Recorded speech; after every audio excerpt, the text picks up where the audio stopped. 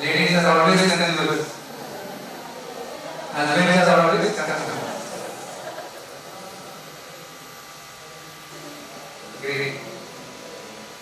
So there is one startup here. So how many of you have heard about this? So are you using it? I think these people are using it also. Great. So can anyone let me know who is the founder? Sorry. Venu. Okay.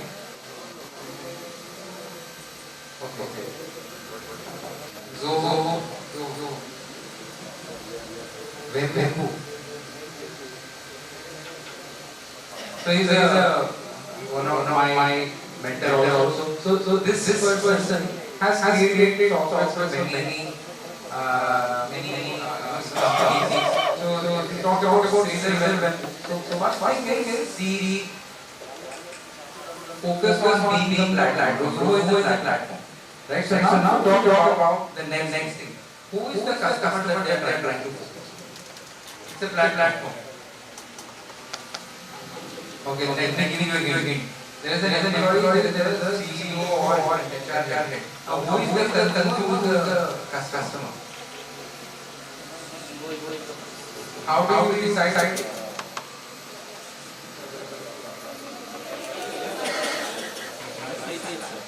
Employee is consumer.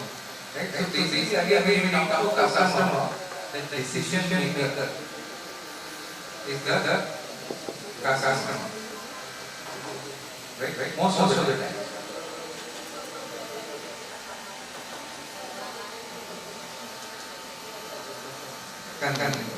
So that's what I'm saying. Most of the time.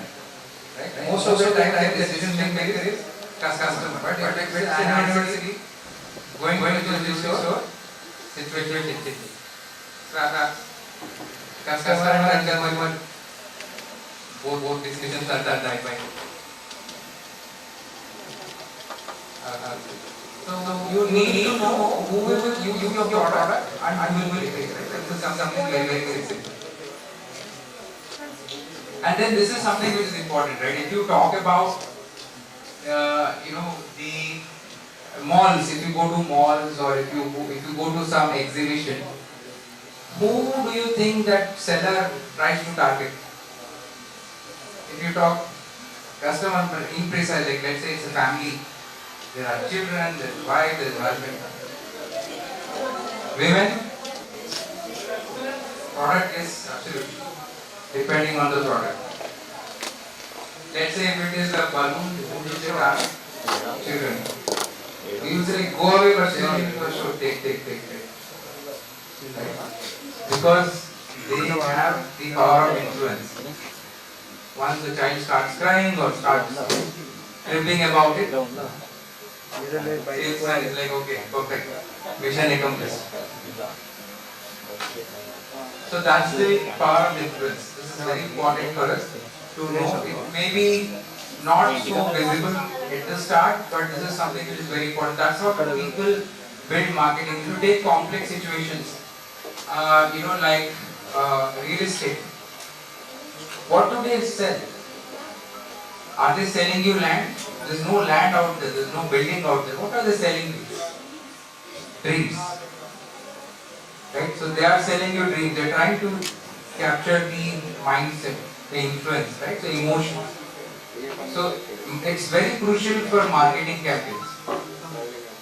Similarly, if you talk about the FMCG products, if you talk about chips, if you talk about the chocolates, they do too much study around even the sound of how, even let's say if somebody is having chips, they'll see even if the sound is influencing people or not. The taste, the color, the packaging, all these things are meticulously designed. Even Apple logo, you remember initially it used to be flipped, it used to be towards the user. But now because of the brand recognition and stuff, they flipped it out. So who will approve the purchases? Yeah, customer has to approve, because again, end of the day, he is the one who is paying it, decision maker. So why is it important? Why are we focusing so much on studying them? Why not just build some? We know that they are in trouble. They are the one who are going to do the money, right? Spend money based on the needs, understanding the needs.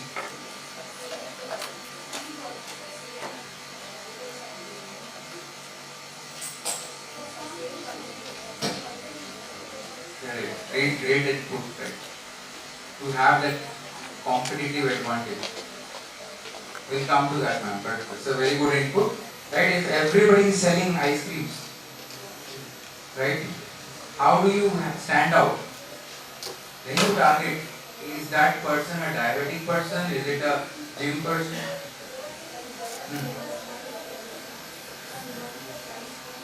Everybody is offering the same quality and same price. Flavors. Brand ambassador. Okay, so let me make it a little more complex for all of you. Everybody is selling the same lace chips. Everybody is selling the same brand ambassador. Same thing. How do you stand out? How do you do that? Price. You will sell in loss. No, you are getting it for 8 rupees. You are selling in 9-10 rupees. Making it convenient. How are you influencing the customers? How are you marketing the customers? Right?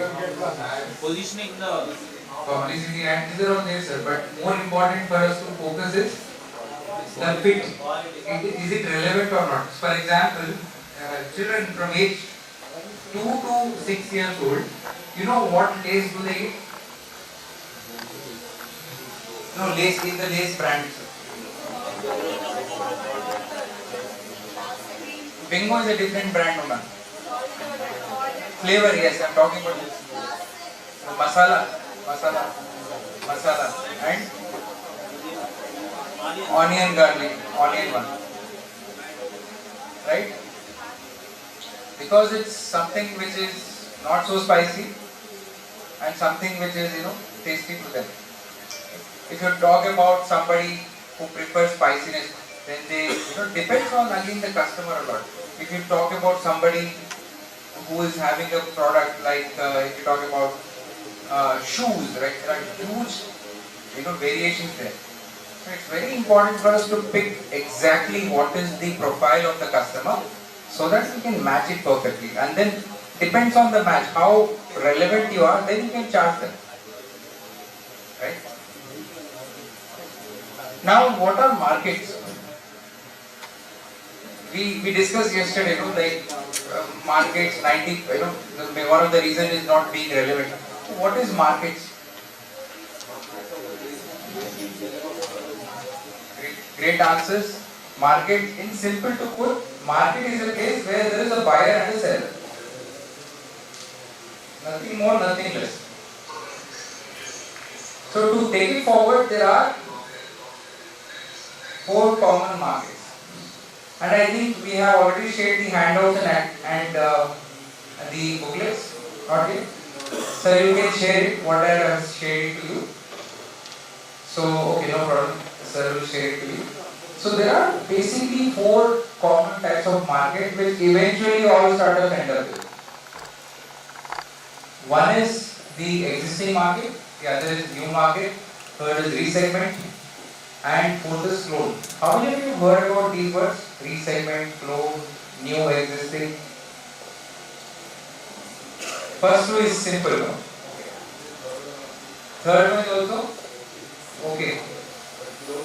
Clone is means same. There is one clone company who has huge losses recently. Yeah. Cloning means, yeah, we'll come to that. So what is the characteristics? How do you do that? How do you differentiate? Differentiate according to the different customer needs and adoption. So adoption is something which is again a key point here. Whenever we are talking about just the customer and the market, adoption is again something which is very important. So from the student point, the focus should be on the relevance to them, right? So again, whenever I'm talking about these content, it is you to customize the slides, make it much more child friendly, student friendly, right? So give them some simple examples about their own life, right? If I talk about, let's say, the adoption part, can we give some example here when it comes to the adoption, customer adoption? Laptop లో కూడా అంతే వస్తుంది. Geo example.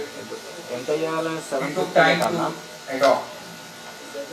It didn't take time. 750 పెట్టాలా? 1080. So there has been selling it for free. Yes. Right? Mars, Domino's, what about it? Yes. Food adoption was there. Okay. Right? So these are things which are very important. How you are able to get the customers absorb into your products and such. It's very important. Is it being relevant or not? Are you able to understand those needs, those benefits, those gains as such? There are obviously types of market depending on the entry barriers. There are market sizes, and more importantly, different positioning and value proposition. So these are a couple of terms which may be new for you. We will discuss step by step.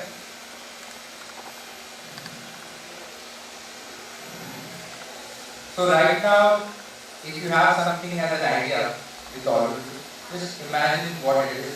We will go step by step. Just see this question somewhere around you. Segment your customers and cover niche. Something which we need to know is, do you know what kind of people will use your product and service? Moreover, pay for it. These are some important questions that, like yesterday we had Ismail was talking about, as a mentor we didn't have to, worry so much about the solution. It's about asking questions. Right? So we, as a, mentor to the student startups, the questions are to be very simple, right? If they come up with an idea, that's it, okay. But the point is to ask questions around these, like, do you know what kind of people will use your product? If they say the general answer is everybody is going to use it. Everybody is going to use it. This is a common answer. But, if that's the way, what is the issue or loss in that? If we say everybody is our customer. Is there anything wrong? Sorry, we can't satisfy everybody. Needs are very different. And from the starter point, it's too much of a goal. You are very limited with time and money, resources, and all. How do you serve everyone? You can't. So then the second question is, are there some characteristics, needs or behavior patterns that you can see which are common? Right? So every customer, right? If I talk about beauty products, if I talk about consumer food, right? There are lots of patterns which are very clearly visible.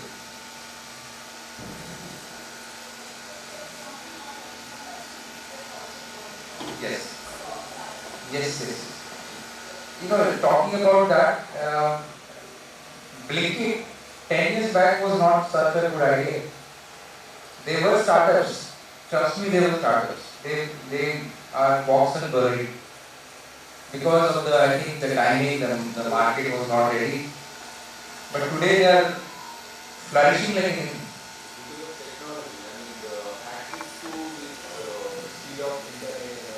Technology, the infrastructure, because Jio has come, and to be, how many of you have seen the Mukesh Ambani speaking with the NVIDIA CEO? Right? So it's a very important clip. I'll see if possible I'll share the link with all of you. He said something which is very, very important. He said that India is the, is a platform which has the cheapest, most affordable internet connectivity to, I think it is more than 10 times cheaper than anyone else. Right? More than 10 times. I don't know exactly the number. They were saying on an average US has $5 per 1 GB, in India it is 0.2 something. Right? Big difference. So because of this infrastructure, all these e-commerce platforms are able to come. And yeah, there are so many things to talk about with the interest of time. We'll maybe keep it brief and to the point. All I wanted to say is that timing is very important, and also if the market is ready, if people are ready, I think that's when we can go ahead and also start something around it. So what is customer segment? To just put it in simple words, it's a group of potential customers with similar patterns, needs, behavior, motivations, frustrations. So we are grouping them, segmenting it. Right? Basically dissecting and then grouping them in a form. Segment is basically cutting it off, segmenting it. Partition, yeah. Like how we generally don't use segment. We segmented pizza and eat. So that's not it. We maybe have pizza slices, but basically that's segmentation. You have 6 slices that you use. Who are the customers for this product? You can see some types of food here. Teenagers, sports, unisex, okay. Teenagers, not sports for sure.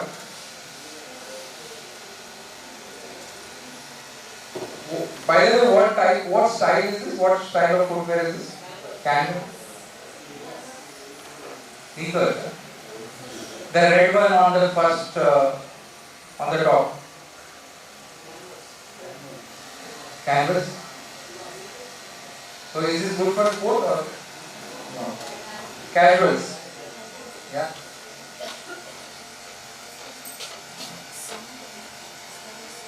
Now let's also try to demystify the very simple types of transactions. One is B2C. What is B2C? Business to consumer. Customer can be businesses also, right?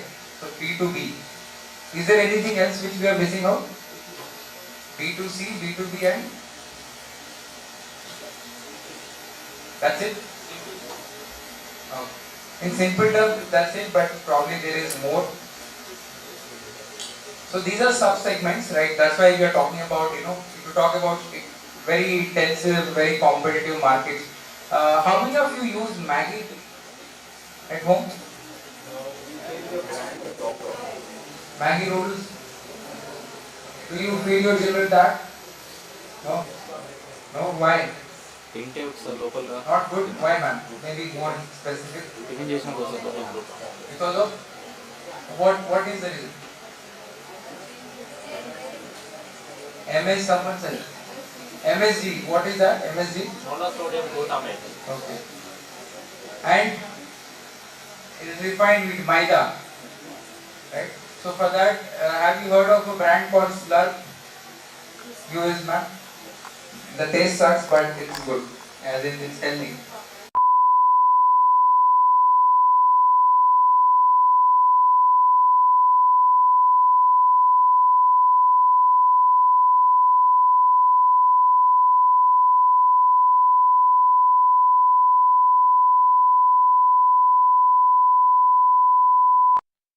Even I have used it. So it's a wheat-based product, not maida. Right? So that's very important. If we talk about then the biscuits also, there are different types of biscuits. It's not just one for the kids, right? So then you have diabetic. For people who are diabetic, people who are, let's say, senior citizens, what kind of biscuits do they? Digestive, Britannia, right? With chai, Usmania in Hyderabad, Marigold, right? Parle-G, chai, yeah. Kids love it. Sorry, milk. Nutri-Choice, okay. What about Jim Jam? Kids love. Hide and seek Oreo, right? Those are directly targeted, marketed towards the children. Dark fantasies, right? So similarly in shoes again you can see so many sub-segments for athletes, for hikers, fashion conscious, for orthopedic also, right? So if people are medical conditions, then obviously orthopedic. So this is what is called as sub-segmentation. Segmentation is there and then we are going for a sub-segmentation. Now let me put one more layer into it, which is another way of segmenting it. Let's say I say that orthopedics living in Hyderabad, orthopedic patients living in Hyderabad. Is it not micro-segmented now? So for this we call it as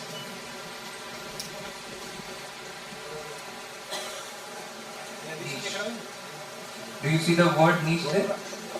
Niche is nothing but micro-segmentation. If I say we are running entrepreneurship programs, physical programs in Hyderabad, then I am talking about multiple criteria by which I am filtering my customer. I am laser focusing my customer.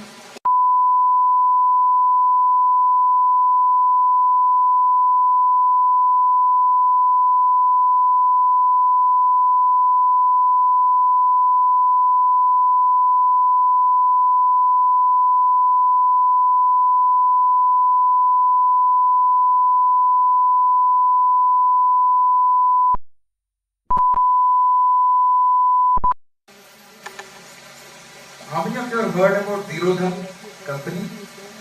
Zero Dhan? How many of you are on stock, in stocks?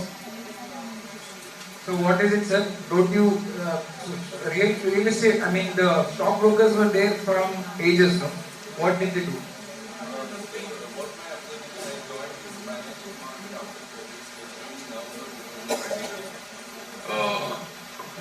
The people wants instant results like instant noodles. Okay, but the people have patience to wait for LIC for 15 years, 20 years, but they can't wait for 3 years in this financial markets.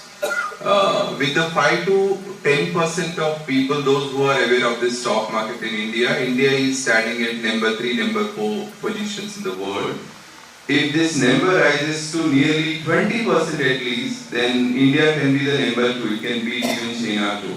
But the only thing is, they don't understand in the beginning, it's not linear. I mean, it will have a lot of fluctuations. You can't say, oh my god, yesterday it is just boomed. Then the next day it will be doomed. The day it is doomed, then people will run out of the stock market. Yes. So what is Zero Dhan? How do you use Zero Dhan? Zero Dhan, see, when I started this financial journey, I just thought of which app to use it. So, why are you using it? Sorry, sir? Why are you using it? Just to start my portfolio. I mean, to start investing. It's offered free of cost. Okay. And what is the number one priority? Why do people use Zero Dhan rather than any? It's a no cost brokerage. No cost brokerage. And it's so convenient, no? Like how Blinkit, you can just sit at home and start trading instead of the earlier days where you need to call a broker to do things, transactions, there was brokerage charges and stuff. Right? It's that convenience and ease. Today people are preferring Blinkit, Instamart over Amazon and other big giants such as DMart and stuff. Right? In India again, the Big Bazaar owner, he has the theory that India is a combination of 3 markets. We have Africa, we have Mexico, and then we have Europe. So Europe is, talking about the top 10%, the rich people. Then we have the Mexico, which is the middle class, and then we have the Africa, which is below wages. Right? So people who are at the middle and the Mexico and the Europe are inclined to online. They are buying more than any other country country is doing nowadays because of the infrastructure and stuff. India has one of the best e-commerce infrastructure, logistics, and especially in the metro cities. All this is because of the readiness and the way people have been able to target the customers very well. Now, who is the customer here? Competitors are. Sorry, government? Other countries. Other country means like government. How do we sell it to maybe China or Pakistan? We will not. But the answer is correct. It's basically the government, people who are running it. Like how you have Russia and Israel, the major dealers and weapons. So this is nothing but B2G, business to government. You can sell. India is one of the top countries for drone. There were 3-4 startups last year who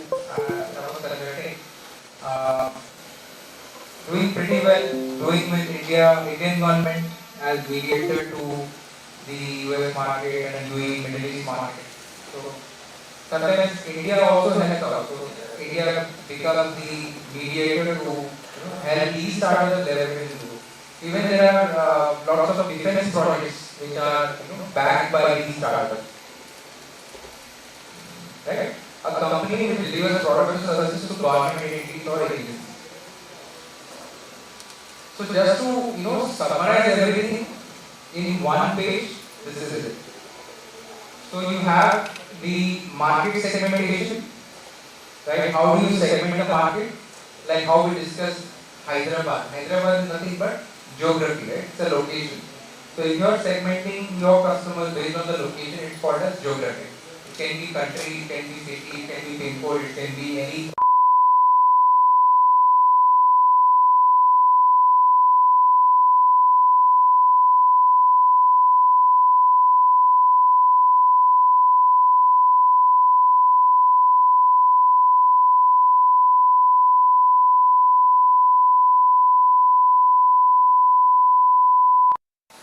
Sorry, age, one metric. Sorry, income, yes. Gender,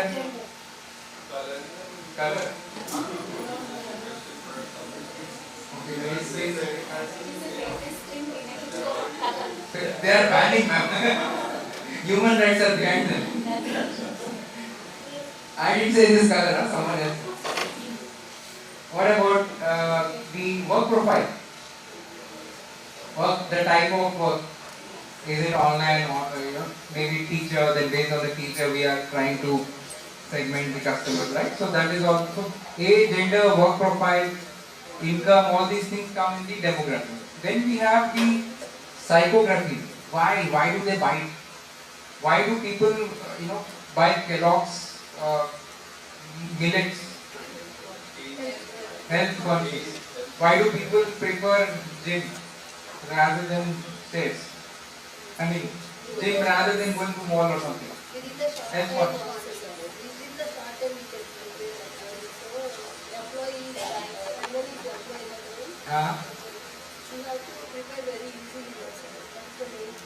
For what now? Breakfast. Yeah. Okay. So even that is easy to cook, ready to cook, ready to eat. Yeah. So ready to eat, there are so many options. There is again idli batter and things like that. Health wise, yes. So that is the reason, right? Why and they can be health as being ready, convenient, as ma'am said, easy to use, right? So there are even startups who are doing nothing but packaging it differently. Like there is a startup called Honey Quick. What they are doing is they are just putting honey in a kind of a straw kind of a manner, and they are selling it to people who are traveling or people in the hotel industry. They are not doing anything. They are just helping people use or use the honey in a simple manner, no spillage, right? Because honey again, if you have a wet spoon into it, it's all gone, right? So all those issues are there. So it is the why factor. It can be health, it can be the issue of the convenience, it can be the issue of, let's say, the price, even money, right? The price is something which is very important in India, right? Why people buy, let's say, a normal phone over iPhone? Price. And yeah, so just to summarize, we have so many things, and then behavior is something which is called as how, right? So it depends on, yesterday we discussed, we had lots of activities about our patterns, right? Even if you have to draw an elephant, 90% of the people draw elephant from the sideways. 90%, it's starkingly surprising. Why? Because from very childhood days we are drawing elephant from the side only, as if elephant does not have the face. Right? That's all things that are patterns. Humans are nothing but a byproduct of their patterns, by the habits. So, if you talk about big brands, they see your behavior, how you are shopping. Based on that, they do the advertisements. Now, again, Google has also started recently. Based on your searches, it is the ads are coming. If you search for luggage, ads are coming on luggage. Sometimes calls are also coming.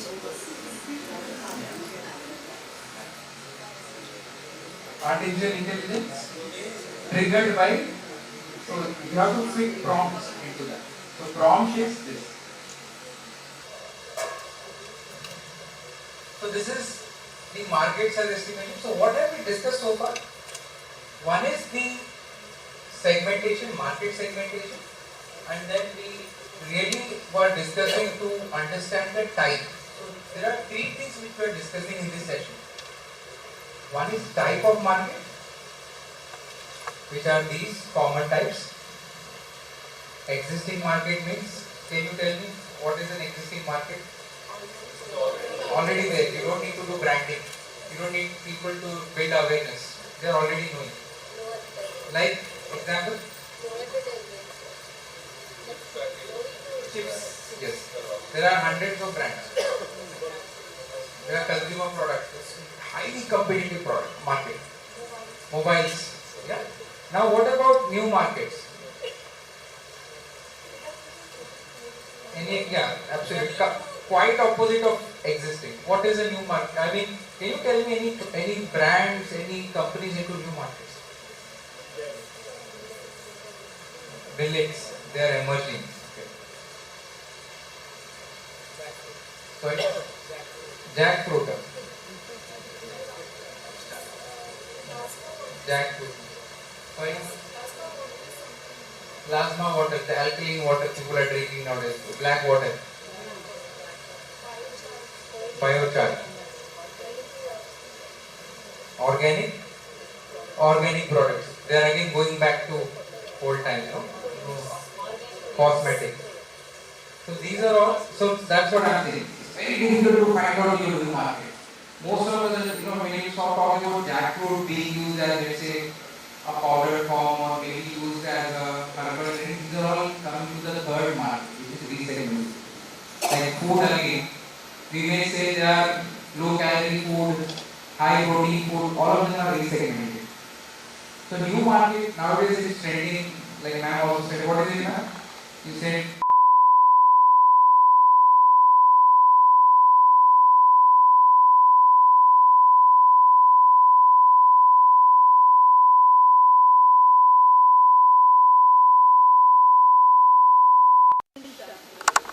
artificial intelligence. So actually, we being an AI teacher, I teach the concept called computer vision. See, even in a mobile, the concept is that if we browse for a, for an earring, first of all, so it gives us the ads. So there is an algorithm at the back end which captures the words what we are typing, and based on that we get the solutions. That is what is called as, in brief, the computer vision topic in AI. So that is how we keep keep getting the suggestions. So that is what I'm hoping also doing as well.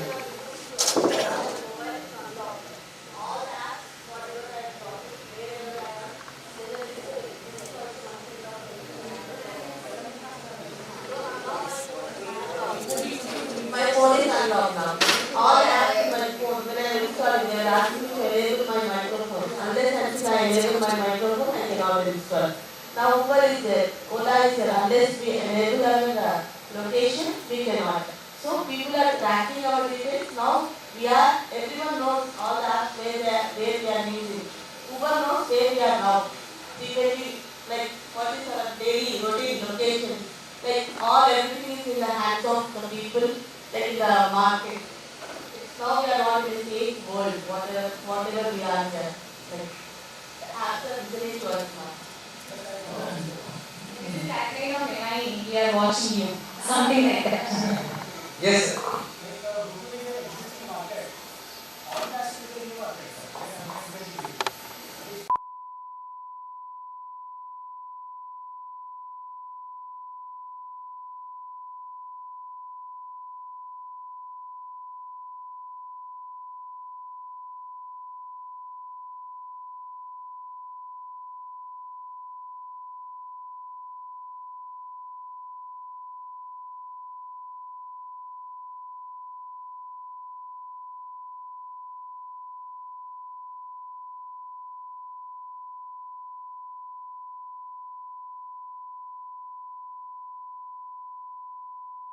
The simple thing to understand here is, it's very difficult to end up being the new market, where people know they are in problem and they have an alternative, then it's a resegmented.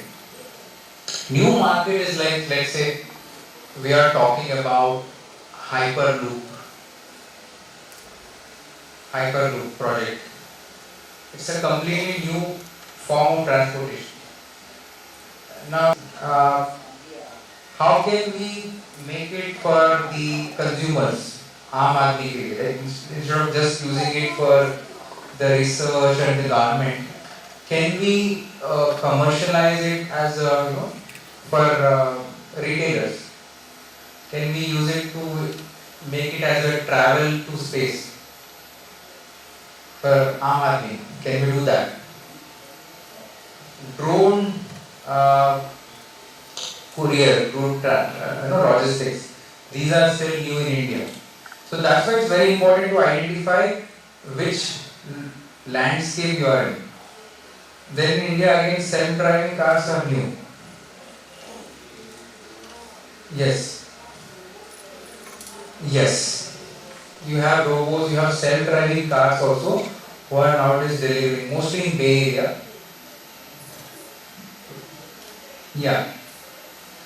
Trains are, yes, absolutely. So that's what it is. It's very important to know that the new market, resegmented market, they are critically dependent on the location. Sometimes in US it is already happening, but in India it's not happening. So that's where the fourth thing comes, which is clone. Clone is nothing but copying an existing business model. Business model means it has problem kaisa unhone identify kiya hai, how have they identified this problem, how have they created a solution around it, how are they doing the logistics part. Basically copying the whole model and replicating it in other locations. Sometimes they do great, sometimes they fail miserably. Rebranding is basically defining some of it. It's there, but it's some of it. It's more than that, it's beyond, it's by design. Example, you have, in India, how many of you heard about Burger King? Burger King ka clone, Burger King. They have exactly the same model, yes. Sorry? Yeah, Walmart was copied by DMart. Flipkart had copied Amazon, right? Then Zepto, you can say in one way, copied the other online e-commerce links. Sir, Orkut to Facebook. Yes. It was Orkut. Yes.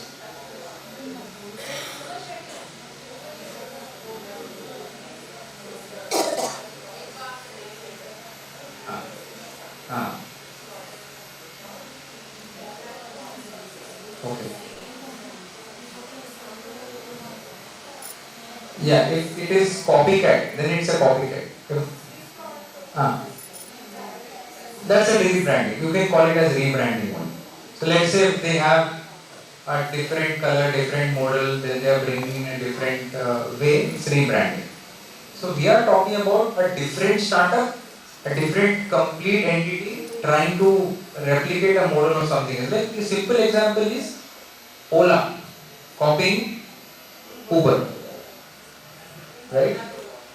Rapido, yes. So they are, you can call it as, again, there's a debate here. Rapido is now saying they are the first people who got bike hailing. So it's coming into third wala, resegment. Now you can talk about e-vehicles, EV. Existing market is combustion engine. Resegmented market is EV wala. Sorry ma'am? Dial caps, yes. Banking apps are also there. Okay. Yeah. Alright, so if there is some innovation happening in the existing market, then comes the resegmented market. The problem is same, but you are bringing a better way. You are innovating.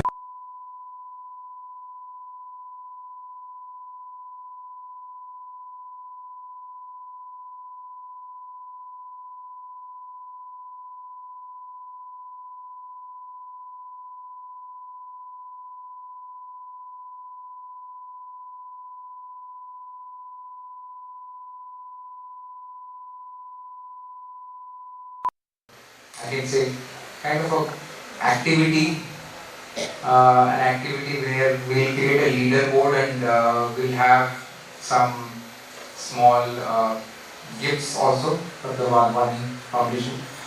We'll try to do it. So for excelling in that, you should know these concepts. Types of markets, then we have types of segmentation. What are the different types of segmentation?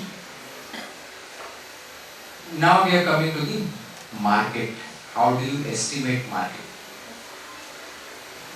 So what was the first two things that we learned? Market segmentation and types of market. And when we are doing the market segmentation, we also heard about a word called niche. It's micro segment. So very few know niche, right? Very few people even are aware of the term niche. It's very common. We generally in English say, what's your niche? What is your expertise? Niche area, yes. That's it. Where are you focusing on? Yeah. So in startups, it's the same thing. So now coming to the market share estimation, let's understand it by a song, Tam Sam song. Let's rhyme it as this, Tam Sam song. Right? Tam Sam song. It's like mantra. Tam Sam song, right? So Tam Sam song. What is it? Total addressable market. TAM is total addressable market. The sequence is very important. TAM, SAM, song. Can you all say it once? Much faster? Much faster? Okay. So TAM, SAM, song, right? So TAM is total addressable market. SAM is serviceable available market. Right? Serviceable available market. I'll come to each and everything in a while. And then we have obtainable market, serviceable obtainable market. So here you may ask, it's only service, what about product? Right? Products are also included. Right? So products and services. So TAM means total addressable market. So in simple terms, let's take an example here of a company which we all use. Let's take Uber. Just imagine the early days of Uber. They have, do you think Uber owns the cabs? They are technology startups. right? So if you talk about the very early days, they were only tech startup. They were only the software, basically being a platform where a taxi driver owner is able to onboard himself and are able to identify customers nearby, right? So that was the task. What was the task? So these are two ways, right? Uber is nothing but an aggregator, right? It's helping two people. Who are these stakeholders? Drivers and passengers, right?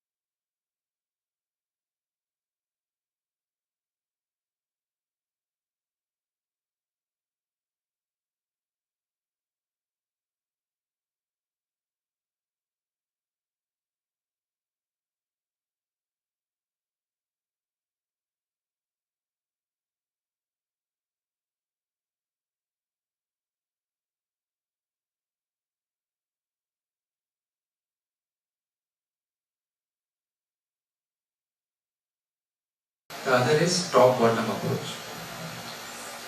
So if most of you are focusing on, let's say, like I want to focus only this because I'm a startup, then that is niche.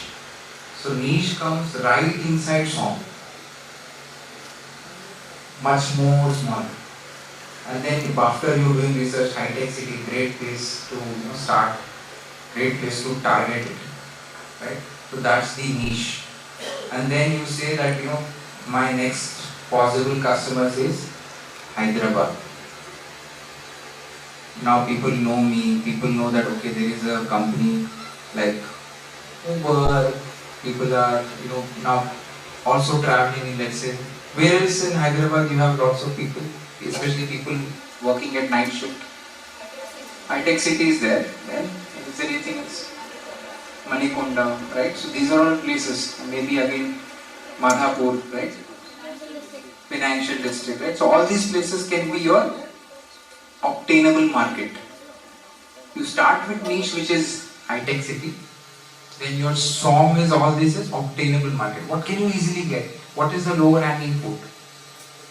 Right? We don't have to put effort. You are there and your customers are also there. Right? They can access it, you can sell it well. That is obtainable market. Lower hanging fruits. Then comes the available market. Serviceable available market. What is that? By little effort, you can stretch it. Maybe by little PR, but maybe partnerships. Maybe you can try it in Bangalore, maybe in Gurgaon. Right? So all these places can be your.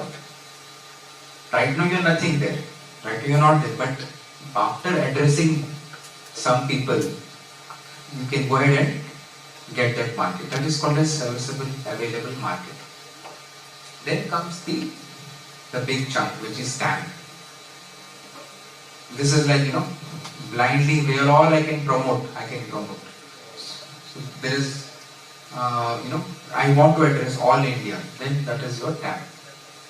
Just address what if I get customers from the top-bottom approach. After seeing all that advertisements, there might be companies like Mahindra or Amazon who want these services. Uber also has shuttle services, right? So many corporates have taken that. So there's a business model different altogether. So that's the power of TAM. TAM helps you enter new business models. And SOM helps you capture new businesses, capture better. Okay. These things are very important. Both approaches are there. So to basically put the source for TAM, you can take any publications, any reports, any articles from any trusted like Times of India and stuff. We can say because of the market growth, there is a demand for taxi services and stuff like that. Can you take another example here? What about, let me take some ideas from you all. Do you want to pick any idea? Any idea? Ma'am, you have any startup, any idea, something to pick?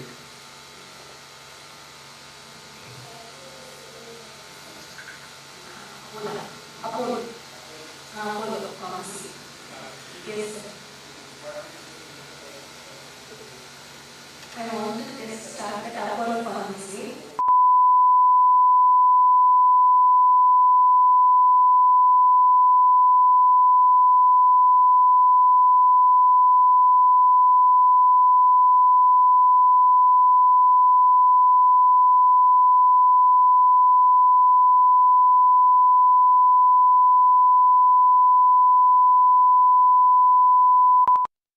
If she is focusing on door-to-door delivery, right? So she has to also think about nearby locations so that the logistics are easier, right? So, in simple terms, if you are doing research at your level, at the ground level, micro level, then the way going is bottom up.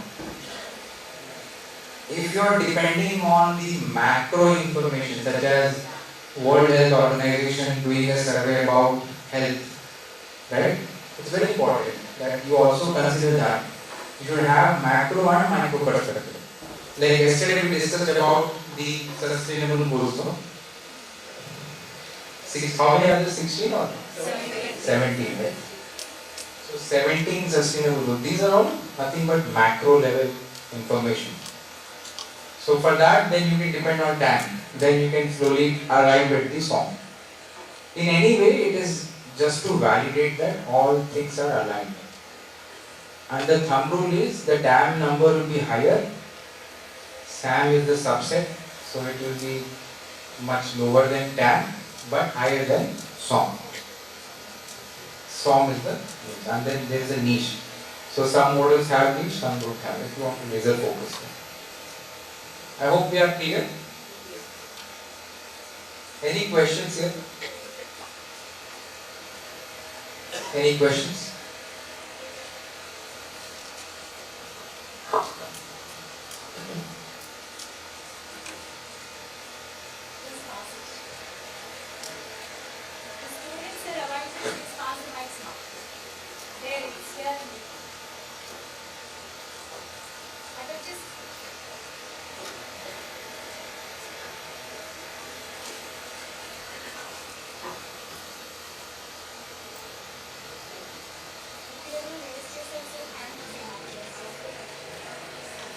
Yes.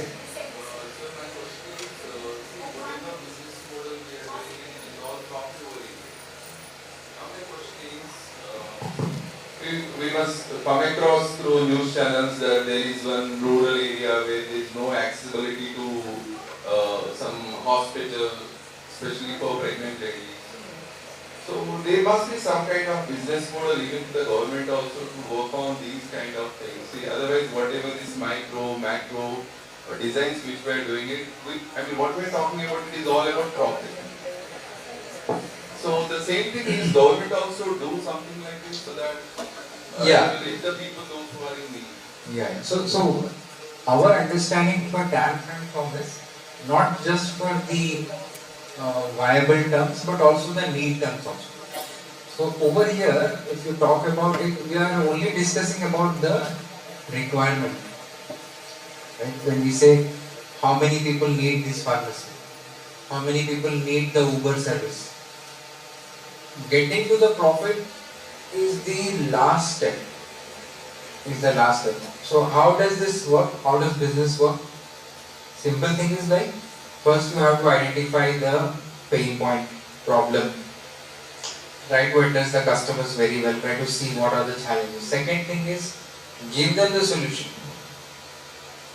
And then again you have to validate if they are willing to pay it or not. These are all things which are there. It's very difficult to come to the viable as a part at the beginning itself. Now, answering to your question, are there no other places where we are talking for the social good, right? social welfare, absolutely there. So if you talk about companies such as Azim Premji Foundation, there are foundations who are doing it, Wadhwani Foundation is doing it, around it with the government. Right? So the focus is different. If you are talking as a business, then obviously business is driven by profits and there's nothing wrong with that. If you talk about the big companies such as Reliance, you talk about companies such as Tata's, you talk about HUL, they make money to give back. Right? They have lots of initiatives around it, so there's nothing wrong in that. And there are companies working around it, that's where the B2G model comes. And to B2G model also the same tools work. It's just a tool. It's like screwdriver. You can use it to screw stuff and also maybe other aspect, maybe to point people around it. Then it's a tool.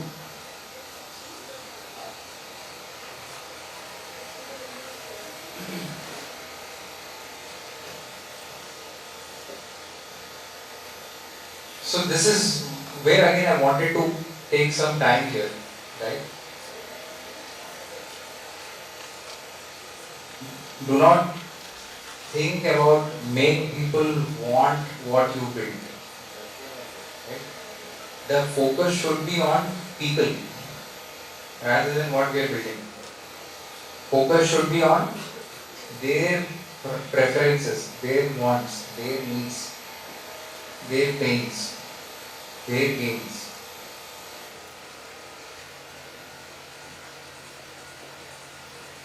So this is an altogether change of the complete ball game, right? So it's a paradigm shift.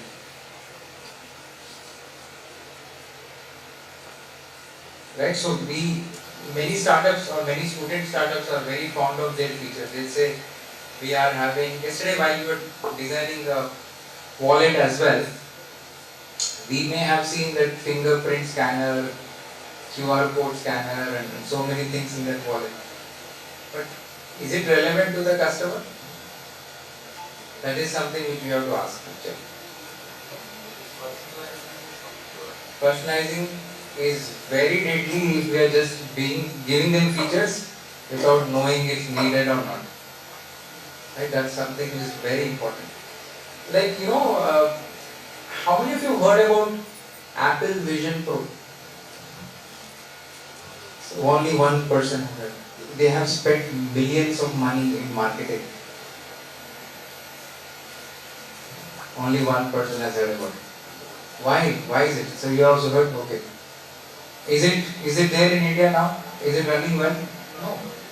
They have tons of features, they are ahead of time. They have everything, AR, VR, everything. But Google Glasses, yes. Failed very badly because nobody needed that. They do not get that market fit. Finally, it ended up with some, traffic police in US and UAE and some other countries. They are just using it there. It is failing to understand the customer itself.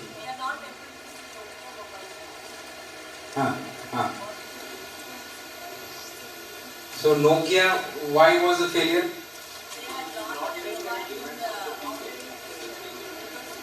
Correct.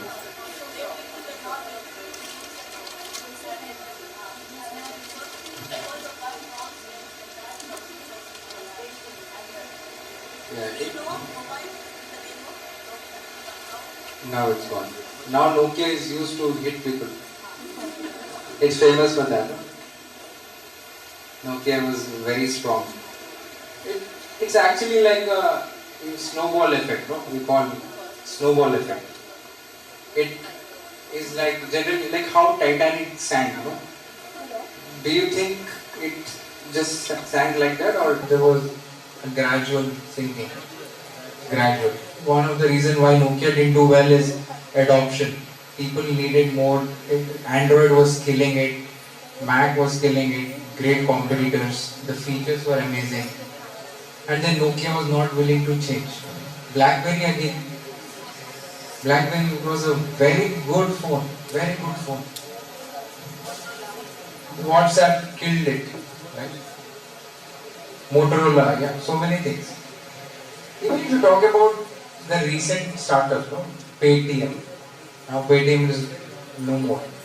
You talk about Flipkart. Even Flipkart has lost its market share. Right? It's every 10 years you will see that there is a pattern. The old companies are replaced by the new companies. So eBay, yes.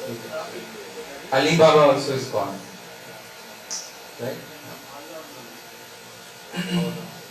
So the idea is to focus on what are the jobs that are to be done. Right? So our task will be around this in after our, I think post lunch we'll discuss around that. We'll have a small activity where we'll have a interesting gamified way of doing a leaderboard, and we'll try to shell out some gifts.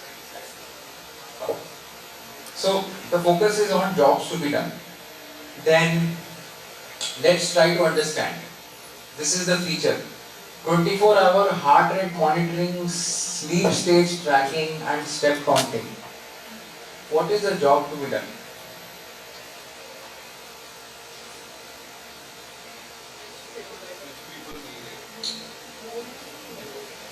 So you already have the features 24/7 heart rate monitoring, sleep stage tracking and step counting.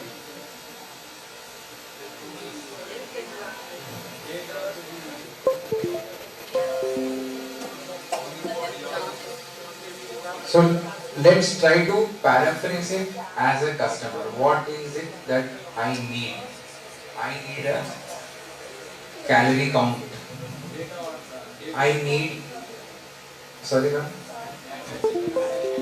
cardio problem. I need to monitor my heart rate, right? BP, yes. So these are jobs. I need to know my sleeping hours. How much is my deep sleep?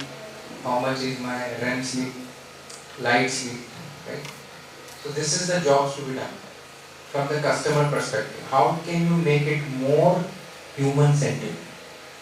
Because nowadays again we are all worried about AI taking the jobs. No? COVID was once there, taking lives. AI is taking jobs. People are in panic, right? VUCA volt and all. Robotic teachers, yeah, now. What is all happening?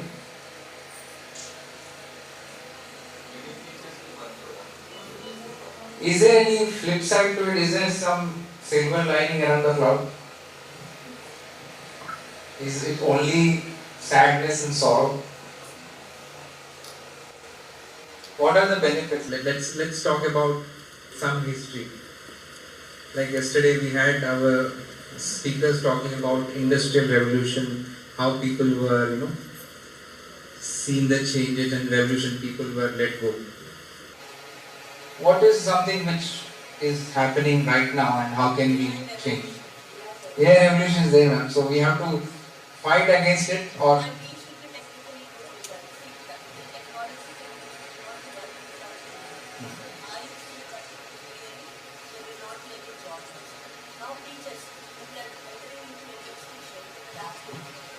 Do you have any knowledge of computers? Can you create a lesson plan by using any software? So as a teacher, if you are not technically good, we are not eligible to have a teacher post. So here, we have to improve ourselves technically. When we are improving ourselves technically, then any technology or any artificial intelligence is coming, humans will not have any job loss. Thank you, ma'am. You have made my work easier. A lot of efforts to her. These things are quite common. There's a revolution happening again and again as such, right? So if you talk about in early 1800s, people, the turbine, the steam energy was being built, and people, again, lakhs and lakhs of people were replaced by steam. And you know what people did? What they did at that time?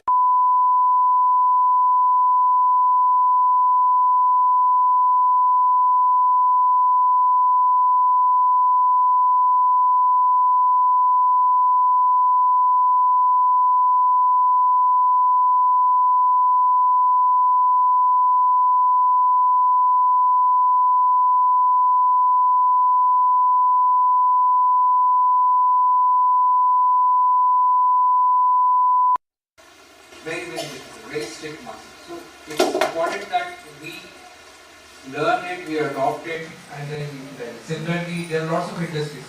Do you know chess? Obviously, everybody knows chess, but when you talk about chess and AI, there are supercomputers, right? Who was the first chess grandmaster who was defeated by a supercomputer? Gary Kasparov, right? Very rightly said. Deep Blue. Very good. So even today, there are lots of AI algorithms being used, not to think that we are competing with AI, but to make ourselves more efficient. That's how all this that now we all call grandmasters, right? Chess. In chess, this grandmaster calculation. So there are obviously lots of bright things with the AI. I keep getting questions like, what are the things that we can take so that we don't get replaced? So, its simple thing is that humans can never be replaced if we have these three things. One is being compassionate, being empathic. Machines can never have that kind of empathy and that sort of a focus which we can have with each other. Yes, the emotion, the heartbeat, empathy. Right? The second thing is be aware, right? So again, AI is not yet at a stage where it is mastered at everything. It's not, the generative AI is still at a very early stage. It will take lots of time to be mastered at everything.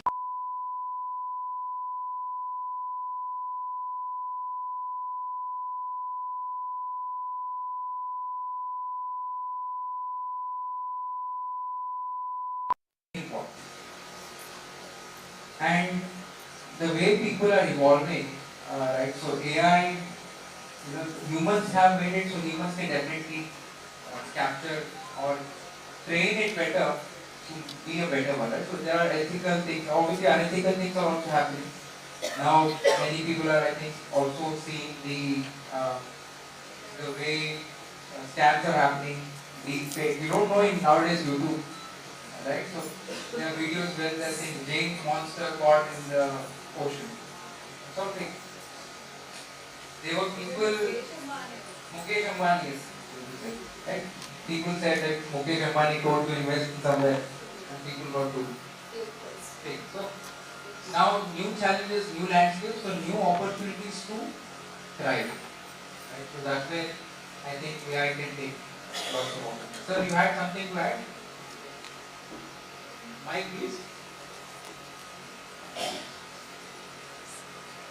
Same point, as you said, during pandemic, one thing is like we updated ourselves. With respect to technology, and not only that, earlier we used to make any question paper or any worksheet, we used to refer the books. Nowadays, it's completely changed. We don't need to, instead of referring a book, we directly have access to previous board questions. You can directly, it made the work more easier. Okay, but one thing is for sure, the technology during the pandemic, it made some students to learn something through our online classes, but most of the students, they lost connection with the education. Yeah. After coming back from pandemic, so they are like, their mental age is almost like 3 to 5 years down than actually they should be. Yes, again there is a common comparison. The devices are smart, people are becoming more dumber. Earlier we used to remember the phone numbers of all our family members. Can we even remember our wives or spouses? Correct. Now if you unless there are some people genius here, if you just do a method mathematics like 23 into 48, people are scared to death. What exactly is done? Alexa. So everything is, left to chat GPT. Everything is like we got a new partner. Yeah. But again, right, these things are there. So again, it's like to have a limitation. Where should we take it? What should be the limit? The idea is to setting some safe boundaries. If you are too much into it, obviously, even Google Maps, right? Nowadays, people don't remember anything. Where to go? Google Maps. To come here, Google Maps. Sometimes it takes you to the river. It has happened in US. A billionaire, somebody was. Human dependency is there. Right, so coming back, the jobs to be done is this. Rather than focusing on the features, focus on the customer requirement. Improve sleep quality, stay motivated, live in an active lifestyle, achieve fitness goals and health.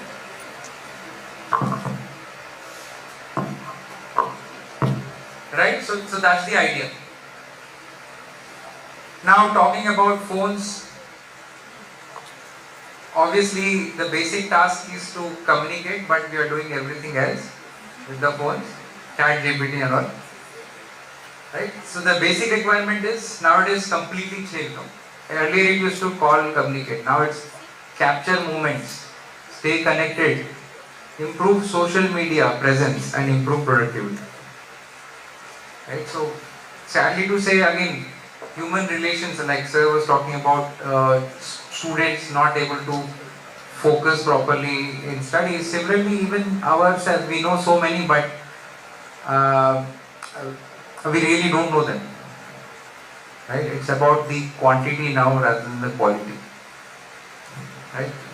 You may know thousands of people, but online, but no real friend to discuss about your emotional connects. Right? So all these things are there. These are all challenges as well. Again, when you talk about Starbucks, they will say, the companies will say we have wide variety of beverages, cozy ambience, overhead, order ahead apps and stuff. But the actual focus should be, rather than that, to focus on the experience. People pay money for experience. People pay money for feeling privileged. People pay money to feel good. Again, there was a survey on why people use iPhones. They say it makes them feel, status symbol, right? It makes them feel very good. Status symbol. Students are asking parents to give iPhone, and parents are taking 3-year loan to give that iPhone. And they are agreeing, see the influential power, no? The children are also very smart. Papa, I don't want to celebrate birthday for next 5 years. Just give me iPhone. So he's saying, okay, calculating maths, like 3 years only, like 5 years, okay, I'm gone. I don't have to worry about 5 years. Only 3 years ka, loan mein ho jayega. So 2 years I'm getting benefit. So people are doing it.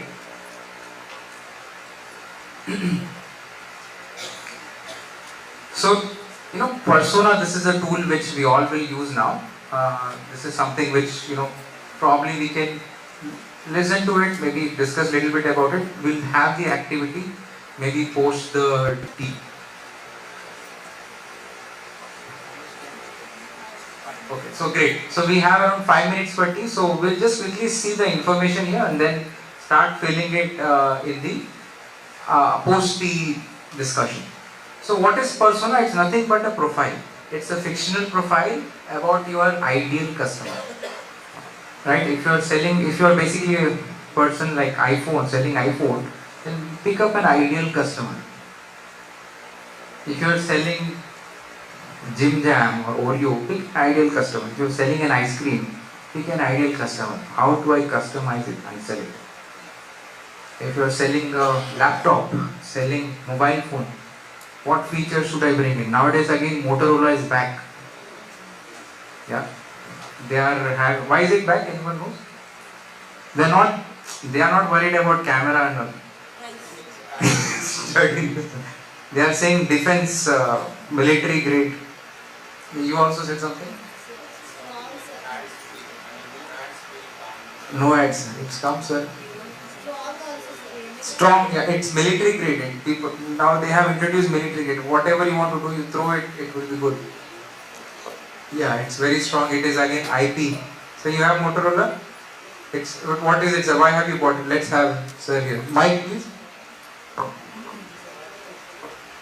Yes. have created a completely new segment, no? Motorola again. Waterproof and unbreakable.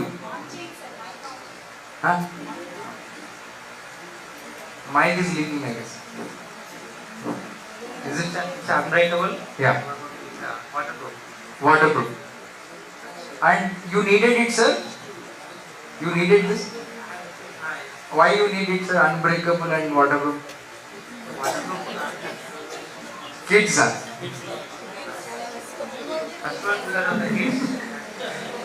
My daughter threw the LG remote in a pocha wala bucket. I wish something was there with remotes also. Correct, that's true.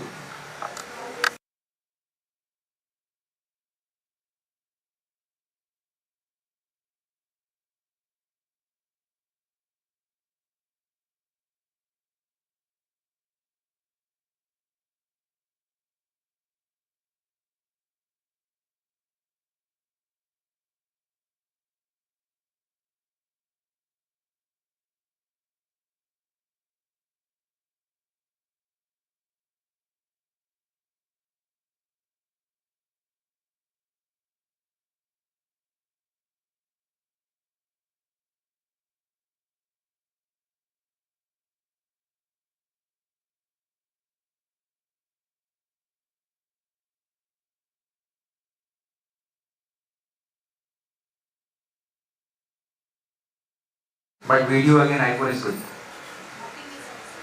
Sorry, ma'am? Nothing, yes, nothing phones, right? So if you talk about the OnePlus, nothing. These are all they have premium features and economic prices. How many of you are iPhone users here? I mean, OnePlus users? OnePlus, right? How many Samsung? Samsung, okay. Oppo, Realme, right? So all these things are having good features, right? Obviously, they are the features what we need. Whatever is needed, they have it. So people who focus on the features and the value for money, definitely these things are the best. So that's what it is needed. We discussed about camera, we discussed about value for money, we discussed about defense, military things, and we discussed about waterproof. All these things are there. So these are nothing but preferences. Based on the preferences, based on the requirements, based on the jobs, you create the personas. This is very crucial before we start curating our solutions. Right? Even Uber, even Swiggy, they have various features. Right? How do you order food? Maybe quickly I want to know. Zomato, ma'am, Swiggy. And ma'am, if you are ordering food from Swiggy, then you also have using Instamart. Yes. Right? Genius. So Uber Eats. Okay. How many order from Zomato? 1, 2, 3, 4, 5, 6, 7, 8. So almost 10 to 15. How many from Swiggy? So both, someone smart, wherever offer is there. There is no loyalty, right? Startups don't have coins wherever the coins is coming there. So to kill that, to get customers' attention, what Swiggy has done is they become a super app. Zomato is not a super app. They have 3 different apps. What are the apps of Zomato? Blinkit, Zomato, and they recently launched one more from D. No. Zando Reliance. District. District is a new app which recently has launched. Yes, sir, you have it. I ordered from Magic Pay and OAD. You order from the different customer altogether, right? So, depending on the different preferences. So, again, we'll discuss about super app and the normal app. So, super app is like how ma'am is having the Swiggy. She loves ordering food from Swiggy, food, right? But because she's already a member, ma'am, you are one member, no? Yes. Because she's a member, subconsciously, she will go and order from their own. Most of the time, is it not, ma'am? That's the loyalty.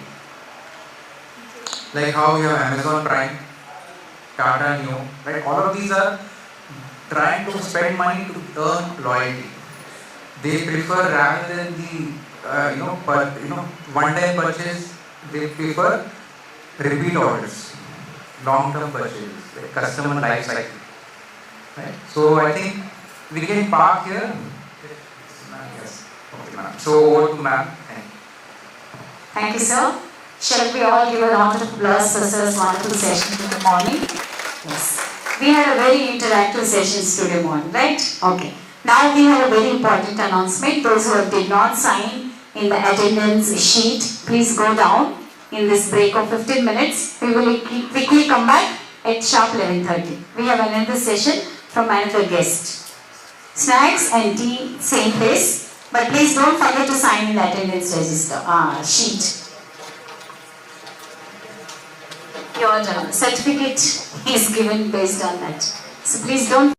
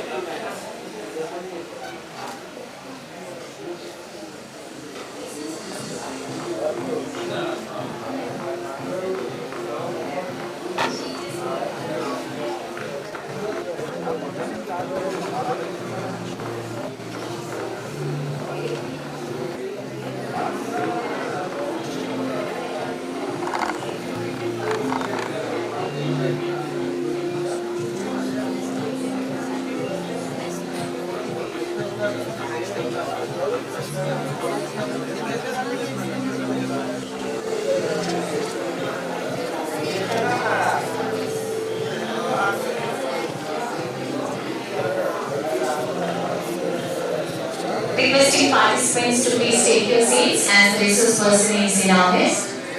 I would like to introduce you a warm welcome from Pallavi Engineering College for a 2-day bootcamp ma'am. We warmly welcome you. Anupama Pandey, Investments and Scaling as until venture capitalist. Ma'am leads the urban lifestyle vertical overseeing deal discovery, investment thesis development and collaboration with family funds to support sustainable innovations and new product ideas in the D2C consumer space. Additionally, Anupama Pandey leads speed scaling initiatives to assist startups with market access, expansion, sales distribution and celebrity engagements. Additionally, Ms. Pandey is providing support to existing deals by addressing startup issues to prevent roadblocks in the future.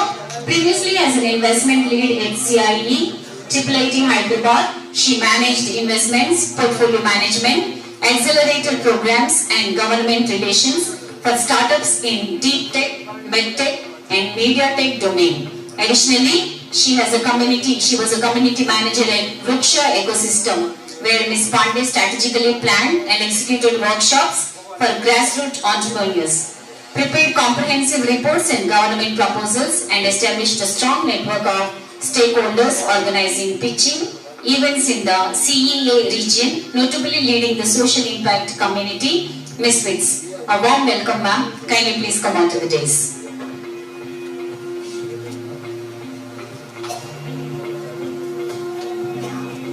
I request the audience to give a round of applause as ma'am is in our midst.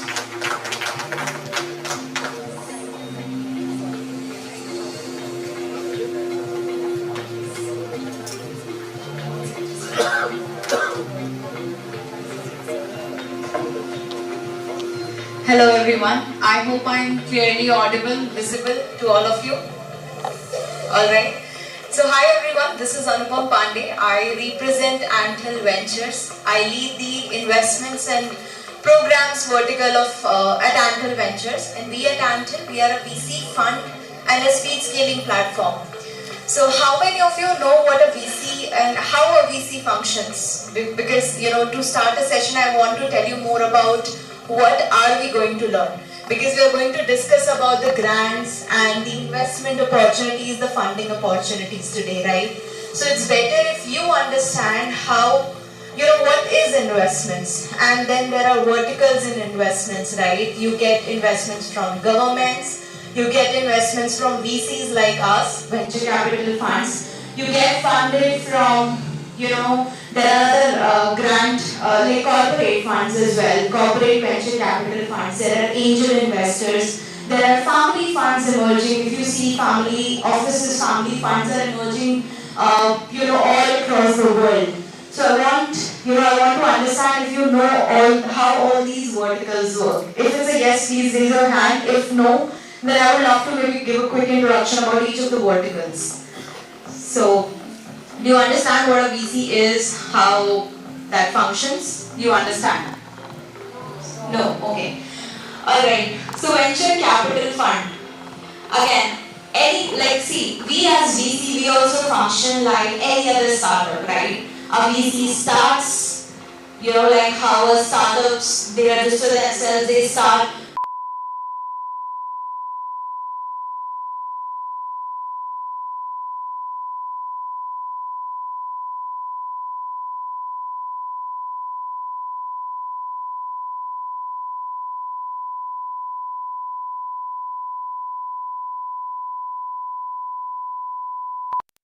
Team members, right? We also prepare our pitch decks, where we call these pitch decks as our fund decks, which we use to send our LPs. LPs are limited partners, through them we raise the funds. So like any other startup, they raise funds from government, VCs like us, angel investors, etc., etc. We also raise funds from our LPs, limited partners, GPs, general partners, family offices, or for that matter, corporates as well. So like any other startup, we are also sort of a startup only for LPs, I would say, right? And now this amount, a startup raises maybe somewhere starting from 10 lakhs to, the corpus grows depending on the stage specifically. But how much a VC raises? It's not 10 lakhs, it's not 20 lakhs, it's not 50 lakhs, it's not 1 crore, right? It's a high corpus, right? It's like for us, our fund size is about 100 crores, right? The new fund that is going live, which is actually a Mauritius-based fund, we're a global venture capital fund. We also invest in companies which are not in India, which are based outside of India, but they, have their core operations in India. Like they have a market segment in India, but again, the founder, the company is not in India. It's not headquartered in India, right? So we do invest in companies in UK, US, Israel, Mauritius, and we have around 37 venture partners spread across the world. In India, the team is spread across Hyderabad, Mumbai, Bangalore, and Delhi. I am from Hyderabad. I represent the Hyderabad team here. And as I was saying, right, this is not a small corpus that we raise. So we have the responsibilities, because we are raising from LPs. And again, like any other stuff, you have a question, yes. LPs are limited partners. Limited partners, again, somebody who's very rich, just in a layman's term, right? And these LPs are no one but family offices, family funds, like somebody like a Govt.of office, right? They have a family office separately. They also fund in, not directly to startups, but they fund the VCs like us, right? Where they invest not 10, 20 lakhs, they invest directly, starting from 1 crore. So whenever the LP put money in a VC fund like us, the minimum check size for them is 1 crore. Minimum you have to spend, invest 1 crore. And then it goes beyond, like depending on, what's their corpus, what's their limit basically, right? Yeah, so that's a quick thing about VC, right? And then corporate venture capital funds are there. Again, it's self-explanatory, corporate venture capital. If you've heard about corporations like Accenture, like Deloitte, Capgemini, they have their venture arms, they have their venture segment. It is called as Accenture Ventures, Flipkart Ventures, like Pernod Ricard, which is into wine and spirits, because I have worked with them, so I know them better.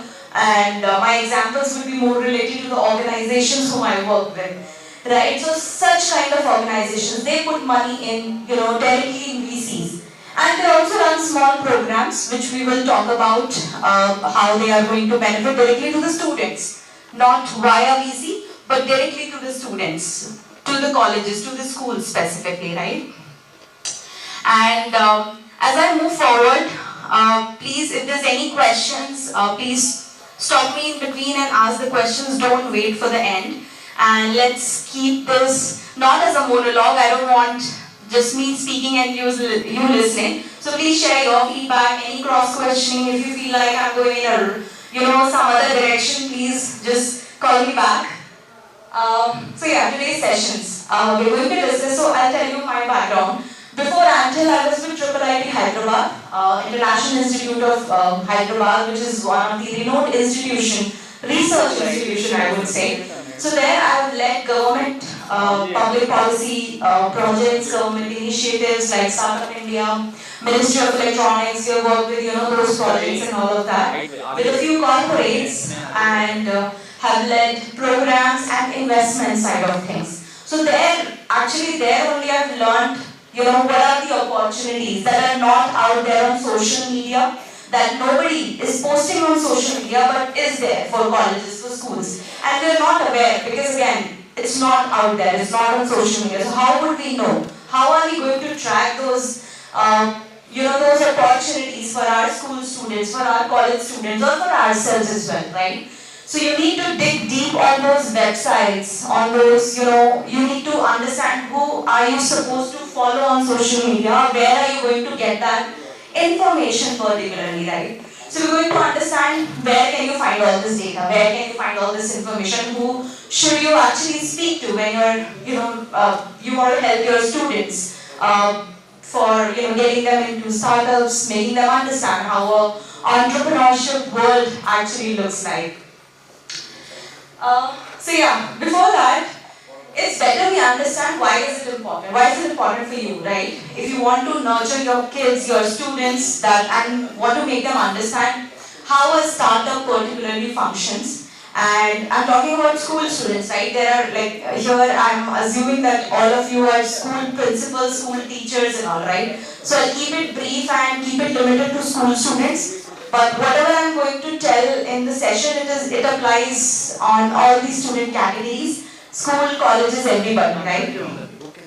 Yes, you have a question. Could be a little slower, it is too fast. Okay, thank you so much. Yeah, I am actually too fast. Alright, I'll keep that in mind. Thank you.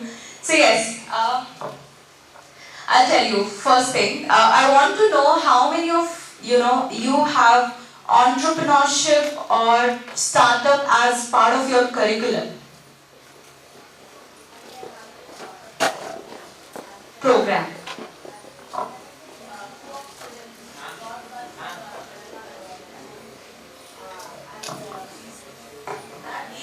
Previously when it was TRS government, now government was changed and we are facing a problem to start. This is a problem where it is a registered company actually, DigiGnan, where students will go to the government schools and they will educate the children over there digitally. Means like they make them to learn the courses and will be giving the certificates. At that time we got 8 lakhs of money from the government, but it was not released, it is another story. But we didn't stop that. 8 lakhs per student? No, for entire program, 8 lakhs. To buy the laptops. Now we are going to the schools. Right now also we are running that program as it is a registered company. Every Saturday we will take the children, 21 volunteers are there. We will go to the government schools and we are teaching. The problem where we are facing is actually we are having an idea to carry the laptops. Now I am explaining MS Office, right? And I want the children to do practically. But in government schools where we are not having these facilities. So as a support from your side for our company to be continued, we want the laptops where we can carry that and we can give to the government school students. They will work on that and again we will bring back them and we can make another.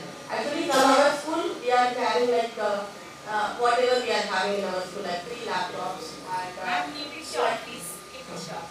so we want that support. Sure. One more thing, why do you want them to learn MS Office to understand the startup ecosystem? Right, now see what I mean, that cannot be a part. So, No, not like that. Yeah. Actually, not only MS Office, cyber security, among that we had created a curriculum like it's like a course.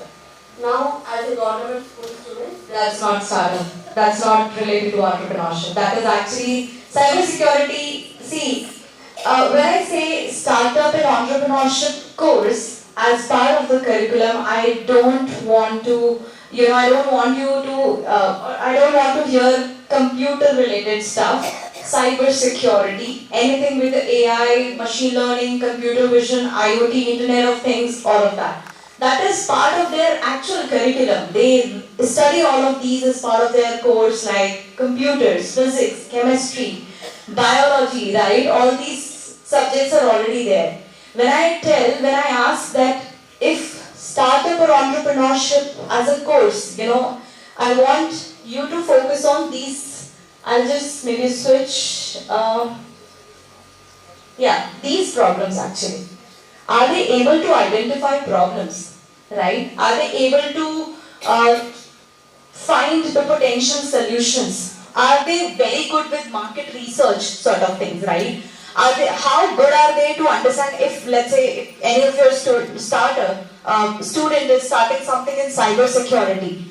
I don't want to know that, how good they are with cyber security. I would love to know how good are they with, understanding the market demands.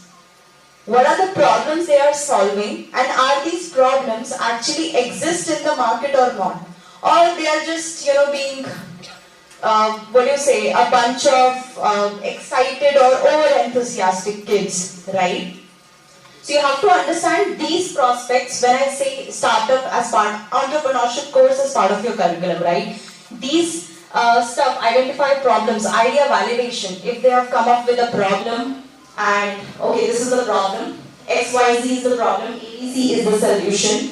And then you need people to validate that. How do you validate it? You do surveys, you do questionnaires and all of that, right? Just 1 minute. Okay, and then you understand business basics, where you create business model canvases. So assuming everybody knows about business model canvases, these are basically 9 blocks, a blueprint, a whole blueprint of your overall business idea. And you should refer to how Zomato has done it. Zomato's business model canvas, Zoom, the meeting app, their business model canvas is so exciting. Netflix's business model canvas you should refer to and show your students that hey, look at these companies and their business model canvas, how they have defined these 9 blocks and what all they have mentioned in these 9 blocks, right? And when I say entrepreneurship is part of the curriculum, I want you to then conduct activities related to business model canvases, right?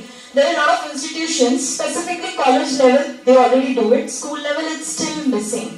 Because I also come from that background, right? I've done my, I was a science stream student, so I've done my bachelor's in maths and computers. So I come from that background where I've known that nobody teaches you what is actually the problem, right? The market research aspect is the core problem. Now, how do you understand the market, right? If you want to teach your students, you have to understand that, hey, if you're solving a food delivery problem, then if you already know that somebody like Zomato and Swiggy exist and they are doing all these things, then only you will be able to tell your students and guide your students, hey, this is a crowded market, it's a red ocean thing, don't get into it. Even if you get into it, just maybe do something unique, have some other moat. Because Swiggy, Zomato, there are other players, Govt.of is there, Dunzo is there are already other players, right? So you need to understand the market. I'll tell you some tools where teachers can also understand the market and then, just introduce those tools to your students for their benefit. You had one question. Yes. It's not a question actually. So I come from Hyderabad Public School. So we have entrepreneurship in our curriculum, but apart from the academic base of entrepreneurship, we also have a program which we run for the students, which is called as Young Trainers. So this is where what we do is we ask the students to pitch in their business ideas, and we also do the idea validation. So this is something which has been taken up by the HPS alumni. So most of the HPS alumni, they are startup founders and all. So what they do is they identify the students. So we as teachers, we help them identify the students and they become their mentors. So we divide them into teams and we conduct this program annually, which is one is we conduct an intra-school competition within the team, within the school. And then out of the best which we got there, we also conduct an all India level competition. And then we try to get the best idea out of that, and we also connect them with VCs and other startups and all that. I'll tell you one fun fact, just 1 minute. I'll tell you one fun fact. No VC, I mean, if you're telling your kids that build something and then they go to a VC, that's a very bad idea, very bad suggestion to give it to them. Because no VC invests in very early stage. VC का मतलब ये है कि काम at a group stage. Even when we put in money, don't put in money at MVP stage or a prototype stage or a company which is currently at the idea stage.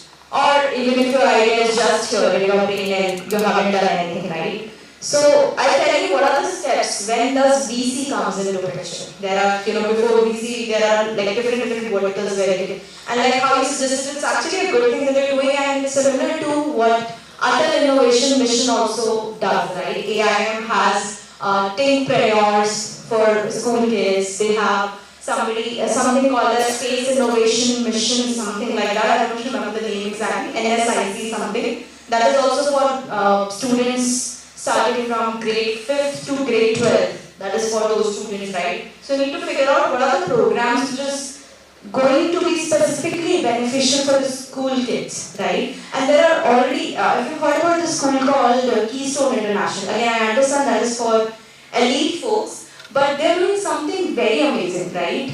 I recently visited there for some similar session only, and I've seen grade 1 kids speaking about supply chain process, speaking about, hey, they told me that, ma'am, if we cut cost in inventory management, we would be able to use that money in our marketing, and by using that money in the marketing, we'll be able to save X amount of money, and then that becomes our profit. So first grade kid explaining me how they can save up the cost and how they can increase their profit margin. And first of all, they understand what profit margin means. They understand what supply chain, this heavy word, right? I also learned these heavy words maybe 3-4 years back only. Never in my school and in my college, right? So I was amazed. A first grade kid, again, first grade, 8th grade, 12th grade, everybody is doing. So what they have done, and what I really liked and I appreciate, and I, tell my connection that, if they are school teachers, they're school teachers or principals or college principals, right? Introduce entrepreneurship as part of your curriculum. When I say curriculum, I don't want you to make an entrepreneurship club separately, where students have to choose if they attend this maths class at that time or go to that entrepreneurship club because some activity is happening and that is clashing with their maths class. That should not happen. You have to introduce like half and half hour periods of, you have like, first period is maths, second period is this, right? So you should have some periods dedicated for entrepreneurship. Maybe a 30 minutes. 30 minutes is enough. Every day 30 minutes is enough. And what are you going to teach there? Simple, basics. Don't tell them what cyber security is. That would be a heavy word. Tell them, hey, do you, when your mother asks that chini le aao, some kirana store thing, right? So ask them, kaun se kirana store mein they visit. Try to understand how that kirana guy is doing their business. The small aspects. Make them understand that, okay, if the MRP of this product is this much, right? How much is that retailer charging the wholesaler? Because again, wholesaler se wo bahut cheap mein mil jata hai, right? Retailer charges the MRP price to us. So how much profit margin that retailer is making selling that one product, and then the bulk of that specific product, right? So make them understand all these small stuff, and then have them only come up with a problem that, hey ma'am, I went to that kirana store and I saw there's some problem in billing and all, they don't have an accounting guide, they don't have an app, so I have the solution, let's make an app where, they can, something like Khata Book, if you've heard about this app. A very amazing app. You should actually read about the Khata Book case study. It's out there on Google. You can just simply search Khata Book case study. Somebody has worked on it. So in that case study, they'll tell you each and everything. How Khata Book started. What are the problems they identified, right? Then what were the solutions? They had like multiple revenue streams in that front, right?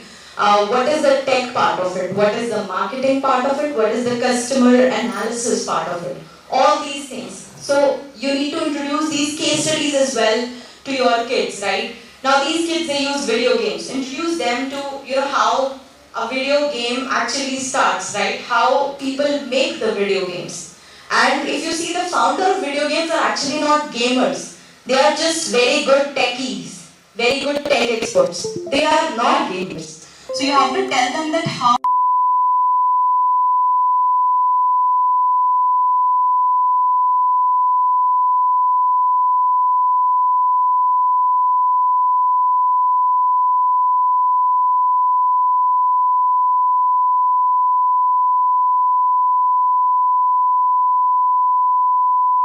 it goes to a very high level sometimes, even in elite schools also. It's not catering to the bunch of kids who really want to step into things like that. And second thing, what I would say is communication is a big hurdle for children of today as well. As I said in HPS, we have Mr. also on education hub. It took me 1 year for children to come up and just speak out that they had an idea. We talk big terms, but the confidence that we need at school level is they thought about something. So what as you stated, we just started with SED goals. So there is a problem and they are looking for a solution. Because we started using Haribas and the children really had a lot of lapses in understanding the language as we are using right now the business terminology. So what we feel is at school level we have to break down the complex into simple steps. As you said, the second model what you stated right now. So it has to be the beginning of, okay fine, it's an idea. There is a lot of hesitation in children, whether it has been done, not done, am I really speaking something new, and I think that is the first level at school level we have to encourage every child to come and speak up, and that is the first step of entrepreneurship that we must inculcate in our children. Absolutely. Totally second with that. And one more thing, right? Please tell the kids that entrepreneurship is not a must-to-do thing. Like you have to start a startup. See, entrepreneurship has become a 16-letter glamorous word. Hey, I want to start up. It sounds fancy, right? So please don't give them wrong expectations, right? They can always, it's not like they always have to find a startup to get into startup, right? They only have to work as a co-founder or a founder of a startup. Even when I started my journey, I always wanted to start something, but then again, I had liabilities. I never had that kind of risk-taking ability that has to be there. You have to teach your kids that as well. That do you have that risk-taking ability, right? I didn't have that. But then again, I wanted to work with a startup, so I joined that startup as an intern. Then volunteered there, right? Then worked as a business development manager. And again, going forward, reached to, here, where I am today, right? So just tell your kids that it's completely fine if they are not coming up with an idea. That's completely okay, right? They can make teams and maybe work together on something specific. Or they can always skip this and then just maybe start, like how Zomato functions or how any particular startup functions. They don't have to always get into the core problem. Each problem has a specific, verticals of problems, right? Food delivery, like how Zomato functions specifically. Zomato has the food delivery vertical. Zomato has Hyper Pure. Zomato has Blinkit, which is like a 10-minute delivery thing. Zomato also does a food wastage kind of setup for the CSR, as part of the CSR arm. Zomato has other verticals as well.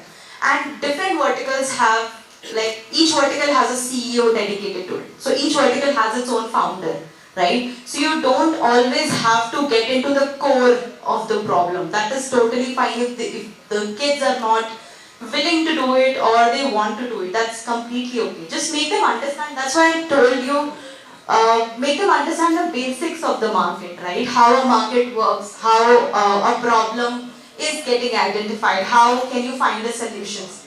For that, you can give them some reading materials, again not the boring ones which we found on internet. You can make them interesting by summarizing, using some AI tools by summarizing those articles. And I tell you what articles they can actually read. Do you know about DRHP? Draft Red Herring Prospectus. Please note it down. Draft Red Herring Prospectus, DRHP. These are basically in a layman's term I'll explain. These are kind of pitch decks which a well-established firm like Mama Earth, Boat, Swiggy or NTPC or again a well-established firm submits to SEBI, which is Securities Exchange Board of India, when they are raising for IPO, initial public offering, when they are going for that. These DRHPs are publicly available for people like us. You can easily download it from Google. If you're not able to find that, if you use Zerodha, Grow or any kind of SIP apps or stock market apps, you can easily search for those companies and download the RHPs there. Now what RHPs does, right? If you want to understand more about, let's say, cybersecurity, more about a food delivery app, or how somebody in the electronic space functions, you go ahead and read Board's DRHP. In the Board's DRHP, you will easily find they have break down everything, each and every electronic market, how is that functioning, how is that growing, what are the problem statements that exist, what are the things that Board is able to solve, and these are the things that Board is not able to solve and they are waiting for, they are yet to solve it or something like that. It's a comprehensive 500-page report, 300 to 500, usually that's the size. I don't want you to give those DRHPs to your kids, to the students basically, but there are AI tools, maybe I have some names in mind.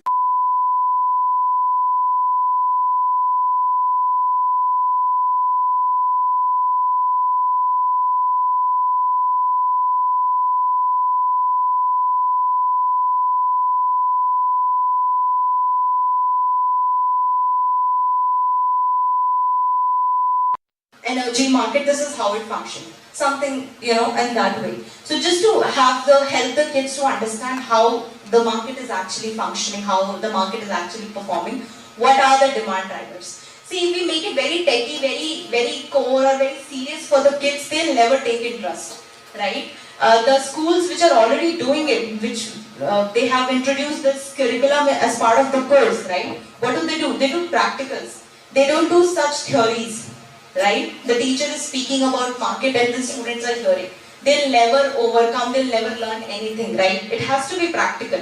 It has to be a lab kind of setup where, you make teams, you give them problem statements, you give them existing problem statements. Don't give them new problems, right? Existing. Ki food delivery wala problem hai, what do you think can you come up with, right? If they know about Zomato, they'll make similar plan, and that is also good. Let them copy the existing business models. Let them copy the existing problem statements. Let them copy the existing surveys, market research reports. Let them do that. Because for copying as well, they need all that effort, all that mindset to copy, right? And when they copy it, then you introduce them that, hey, this already exists. Now what? Then they will come up with the second plan, which will be a plan B for them and a perfect plan for them. That, hey, if this is not visible, then I can do this because I read about this and this is how all this functions. So plan B will also work in that case. So maybe that is something that you can do, right? And yeah, like I have mentioned, interactive tools, you can have role play. Like I have seen schools conducting role play, that the faculty becomes investors or the faculty become the judge, and the students are coming and pitching, then telling about that, hey, this is how I've created, and then the jury throws questions that, if the cost price of this thing is XYZ, if the selling price is this, then where's the profit? You're not going to make profits. And if there's no profits, then how is the business sustainable for a long run? You throw them all these questions. You make them think that, exactly, how am I going to make profits? Because there's always a loss. And this loss is, again, see, whenever you start a business, you're not here for corporate social responsibilities and all that, right? You're not here to just create the social impact and not have profits. So you have to make them understand, create social impact, but understand the profit segment as well. Because if you're profitable, then only you can do something for the ecosystem. If you're getting into losses, you cannot give back to the community. So make them understand. Don't make them folks like, that okay, don't think about your profits and all of that. Don't make them think about that. Make them capitalistic mindset, at least, I would say. Involving the social impact angle as well, right? Each and every company, even the corporations like Accenture Ventures, for that matter. Accenture has the venture arm which basically focuses on sustainability, hardware and software solutions, and sustainability actually for use, SDG goals that you spoke about. And they onboard students. They work with students. There's no age gap actually. It's not just for students, a 5-year kid to a 50-year-old person, right? So they welcome hardware and software solutions in the sustainability space, and that is around some equity-free grant is what they give to each of the selected participant. And then, once you grow, once you're doing good, then they put some more amount of money to the selected participants. Whoever is performing good, they put more amount of money. For that matter, I've also worked with Pernod Ricard India Foundation, which is a CSR body of Pernod Ricard, which is into wine and spirits. They also have the CSR arm where they give 25 lakh equity-free grant to the businesses or the folks, the startup founders basically. Again, there's no age gap. They haven't said, the criteria is your company has to be registered. That's the criteria for Pernod Ricard. For Accenture, I'm not sure, but Pernod Ricard, that's the criteria. Your company should be registered. And you should be at a prototype stage. Something tangible has to be there. It should not just be idea on paper. That's their demand, right? If you prepare something tangible, maybe not the final model, but something tangible, an outlet of whatever your students are building. You go to Pernod Ricard, have some, there will be pitching sessions. Once you get selected, you get 25 lakh equity free grant, right? And once they select 5 or 6 companies every year, When I was with IIIT Hyderabad, we used to work with them. So 5 to 6 companies every year, and then they assess the performances of these 5 to 6 companies, and after a certain period of time, they invest somewhere around 25 to 50 lakhs again, which again is to one company only, which again is equity free grant. So you have to figure out what is, the grants, where are they available and all of that. For government specifically, we have, if you've heard about Startup India Seed Fund scheme, that is one common scheme that everybody knows, right? That also again, there's no age bar, but your company has to be registered. Startup India also has some other the programs. They also run boot camps. There you don't need to register your company. That is also one factor that you can look at, right? Then corporates, yes. Ma'am, with yesterday's session, what we came to know is the success rate of startups is 10% and 90% of them are doomed. And you keep funding, max of rupees as you were telling. How, mathematically, financially is that? Absolutely. So definitely. So as per a recent report, 90% of startups fail. That's why I told you that entrepreneurship is actually becoming a glamorous world. And people just want to get into startups and become startup founders. So that is something that we want to, tell our kids that, hey, this is risky. It's not a sweet, it's not bed of roses, it's not like that, right? So yes, 90% of startups, according to a recent report from Shiprocket or I guess Shiprocket only, 90% of startups fail every year. And when do they fail? When they are at the initial stages, the initial 5 years when they start. So initial 5 years are actually very tough. Here you understand more about, if you have, what kind of losses are you making? How much cash are you burning? How many team members do you have? Is your idea, is it actually a demand driver or not? Are you actually solving the right problem or not? All those things. So initial 5 years are tough. And in the initial 5 years, only 90% of startups fail. And why do they fail? The money is not the reason. Money is not the reason. As per that survey, the survey has like a proper, the graphs, the visuals, representations of reasons why do these startups fail.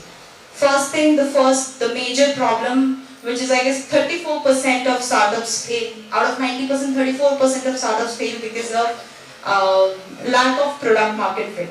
They did not create a perfect solution for the existing problem. They did not do the idea validation, problem or validation properly. They did not, created a perfect solution for the ecosystem. So lack of product market fit, right? And then comes customer retention. There were other segments, right? Only 7%, the reason 7% of startups, 7% of the 90% failed because of, again, lack of funding. So money was not the main reason in that category.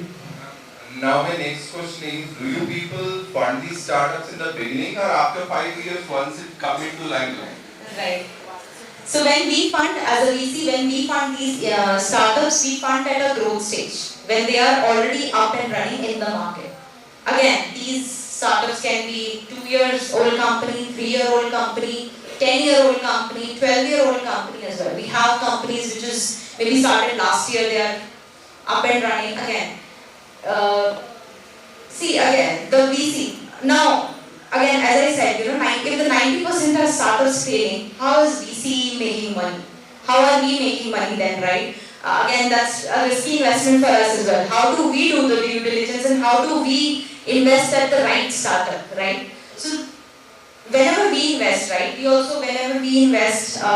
tell you, so currently we have 81 plus companies in our portfolio and our MOIC, the return on our investment capital is around 10.8x.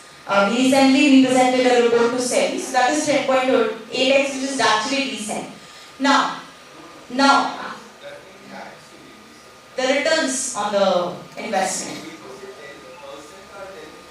Times 10.8x. 10.8x is the times. Usually it is, I'm telling you that, usually the VC returns that they, that they commit to their LPs or usual the times basically, it's 10 to 20x or 12x, the decent. 20x is like, wow, very good, they're doing actually very good. So 10 to 12x is the range, is a decent range that we had. We had this 10.8x MOIC on our investment capital. Now how do we make it, right? One more, just a minute. Now how do we create it, right? So whenever we invest, it's not like all the companies that we invested in were profitable. There were companies which made super losses. Around 8 or 9 of our companies got shut. No operations. There were few, 10 or 20% of the company were like, they exist and they are about to shut. They are burning a lot of cash. They are in losses. Now then again, this 10.8x comes from the investment where we bet on the founder, and those investments, those 1 or 2 investments, or a small segment of investments only give the returns. Like we invested in Zip Electric, that's a B2B last mile delivery startup. They have partnership with Zomato, Zepto, Swiggy, Amazon. You should read about Zip Electric, ZIPT Electric. We invested in around 2021, and again, one of the highest multiple for Ankel. Salud, which is a ready-to-drink gin based out of Goa, one of the highest multiple for us. The new shop, TNS, which is a 24/7 daily, retail convenience store, something like 7-Eleven in US. That is also one of the highest multiple for Ankel. Now, coming back to the company which are making losses, I don't want to name those companies, but there's one cosmetic brand that we invested in loss, right? There's one pet care, the pet foods and that brand we invested in loss. There's one, how do you generate that AI avatars and do advertisements? We invested in that category.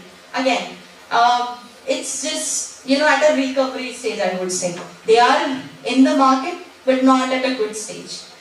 So that's what I'm saying. There are, when you invest in 10 companies, 2 companies will give you that much profit, and 8 might go, a loss for you. But those 2 companies, that 2 companies' return is what that matters, right? And those 2 companies will give you 22x return, 21x return, because we have seen that in our investments particularly, right? So whenever we invest, it's always a bet on the founder, and it's always risky. You can never say that, as I said, most of the investments were in losses for us. But then the returns that we get, that's how we cover, we recover the losses. Because returns utne zyada hai, to recover ho jata hai losses, right? That's how it functions, that's how every VC firm actually functions. And not just VCs, the government also functions like that. Government invests in 1,000 companies every year through these programs that we just spoke about, Startup India, Mighty, Ministry of Electronics, all those things, right? They also have debenture-based programs. So they also invest money. And they, again, as I said, 90% there as well as a risky investment, 10% only will give you profit. And that profit will be a tangible and a good profit, basically. Yeah, your question. Anything else?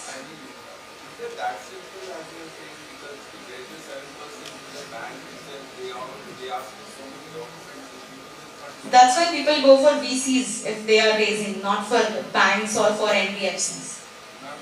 If giving that much profit, even common man also can invest in your VC so that How? they will also get Common man cannot put 20 crores, 10 crores in a company, right? No, instead of one person investing 1 crore, if there are 1,000 people, each one can contribute 1 lakh, that becomes more than 1 crore. Why don't people encourage, a common man who can do little investment of 1 lakh also into this VC, so that he can also enjoy the 10 times. Absolutely. That's where for a common man which has like 1 lakh, 5 lakh of corpus and they want to get into this ecosystem, for them we have angel networks, not VCs, we have angel networks.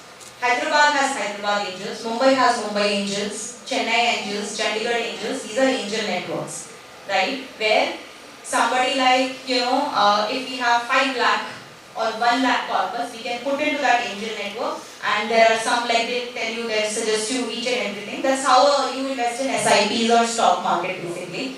So you invest in an angel network. No VC will take 1 lakh from you, because for VC, this is the thing for our LPs. Again, there's a minimum ticket size for LPs. LPs are the people whom we are raising, right?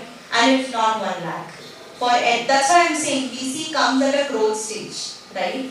Before VCs, we have other sort of helps. We have angel networks, we have angel network platforms, right? We have IDs, investment banking arms. Why don't you go through that route, right? We have investment banking arms, we have, when I say we, I don't mean until, like in the ecosystem generally, right? So angel network is a go-to, right? If you have 1 lakh of corpus, 5 lakh, 10 lakh, that, the minimal amount. Angel network, yes. And government collaborations is also there.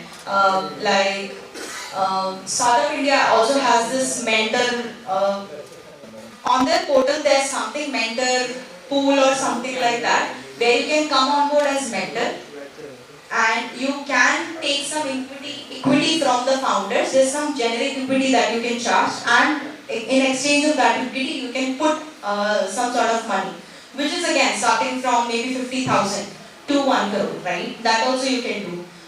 So do check out mentor pool or March. I don't know, March is coming in my mind. So just check out Startup India portal where you will find something like that. Again, that is a discussion or decision that you and the startup has to take, right? If the startup feels like, okay, this amount is what I require for now, and I would be able to give this person a return of 2x, 3x, 7x, 10x in this certain period of time. So that's a decision that you have to take over. But if you feel like you don't want to invest personally because that is something that you don't have a knowledge of the current market, how the investment functions, then angel network. Go via angel networks. Go via directly from research institutions or incubators, accelerators in that route. So that route basically. Yeah. Any other questions? Is it mandatory to include this curriculum in that curriculum? This curriculum? Absolutely. These are the basics. These are the basics to understand, for you or for the kids for the students to understand the ecosystem, understand the overall market. But sometimes management is not agreeing with this. So at that time, what is the solution that you Then I don't have a solution. Because what management and the parents committee is saying that whatever the academics they are having, students are not at all concentrating in that.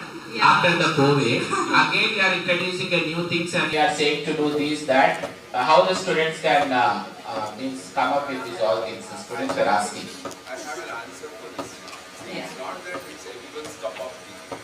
So what we can do is, in our school, this is what we did. Those who are, we can easily identify in a class of 30 or 40, we can identify who are the students who are having that zeal, thinking differently, solving a sum in different way than what we teach.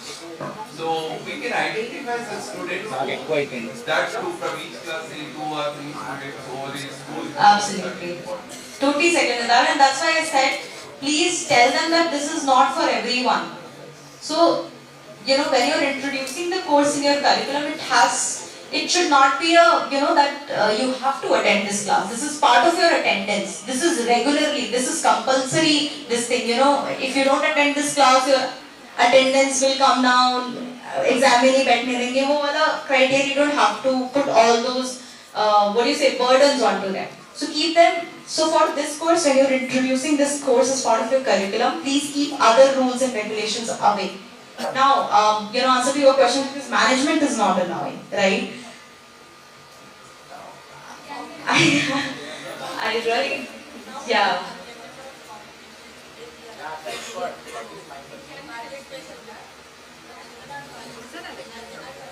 Right, we can start with that, yes.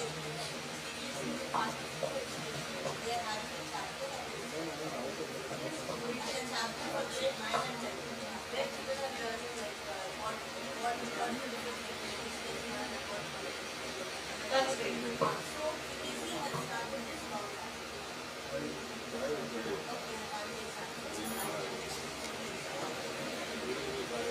What is for IDE? Now 60 to 10, now 50 to 60.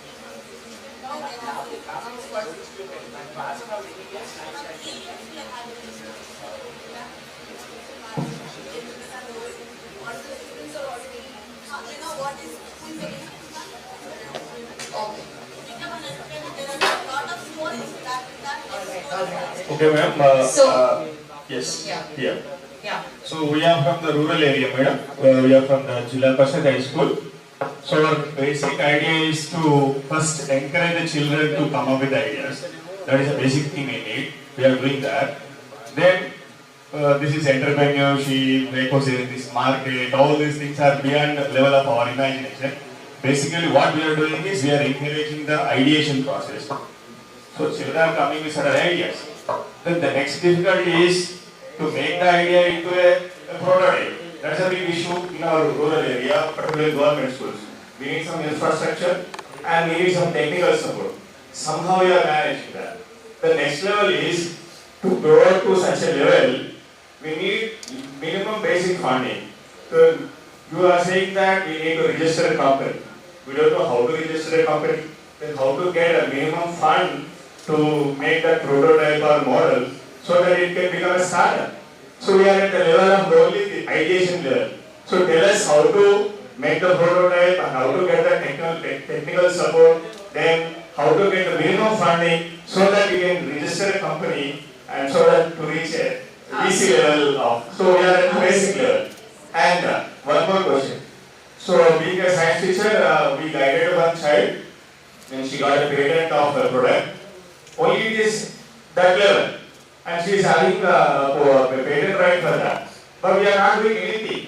Nobody is supporting, nobody is coming us to encourage. So that is the reality in the rural area.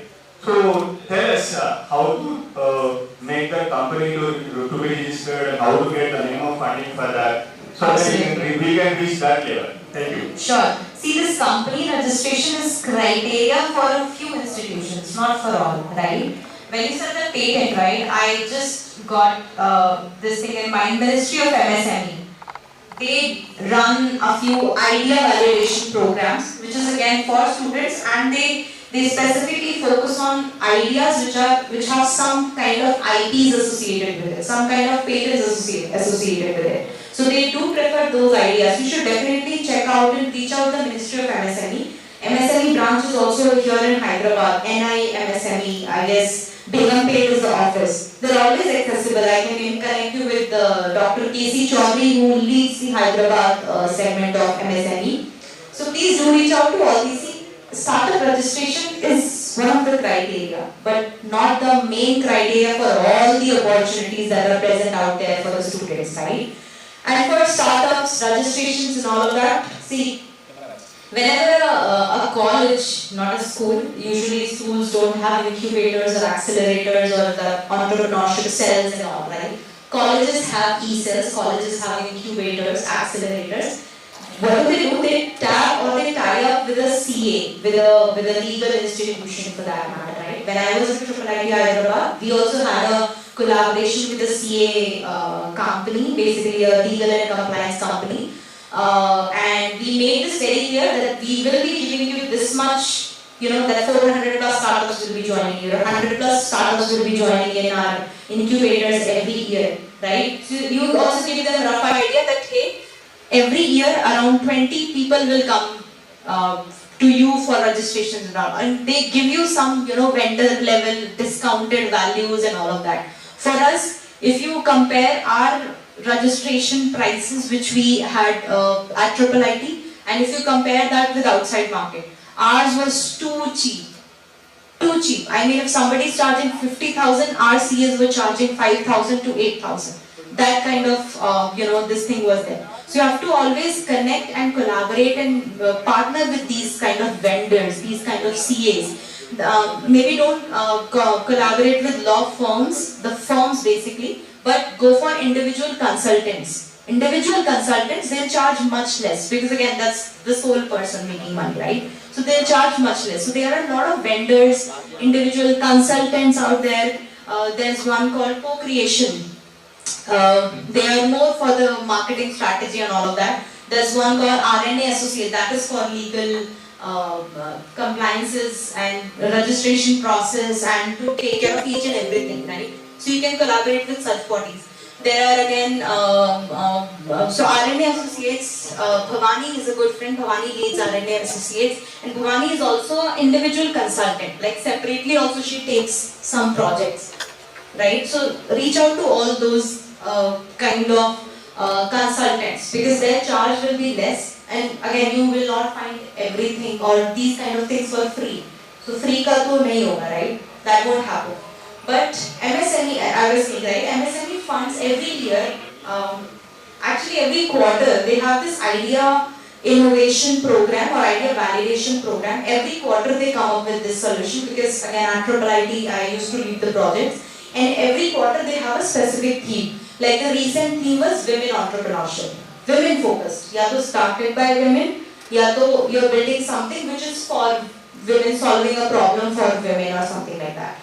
And in that, the corpus was 15 lakh grant, equity free grant, no need for the registrations in all of that thing, 15 lakh grant for each company. 15 lakh for a school student is more than enough, right? More than enough. And again, that patent, as I said, patent is their preference, that if there's some sort of IP associated with, and these IP could be product-based IP, process-based IP, you're using some sort of unique ingredients, that sort of IP, all those things. There's your machine, there's some sort of unique technologies what you have integrated into that, right? Some unique formula you have used. All those kind of IPs are their preferences, right? So please do apply, as an institution, to apply for those programs, right? And again, for applying to those programs, as he was saying, management doesn't allow, you have to have a setup of this entrepreneurship setup in the school. If you have that kind of setup, please go ahead and apply, through that name basically, right? Yeah. I hope I answered your question. Yes. Yes.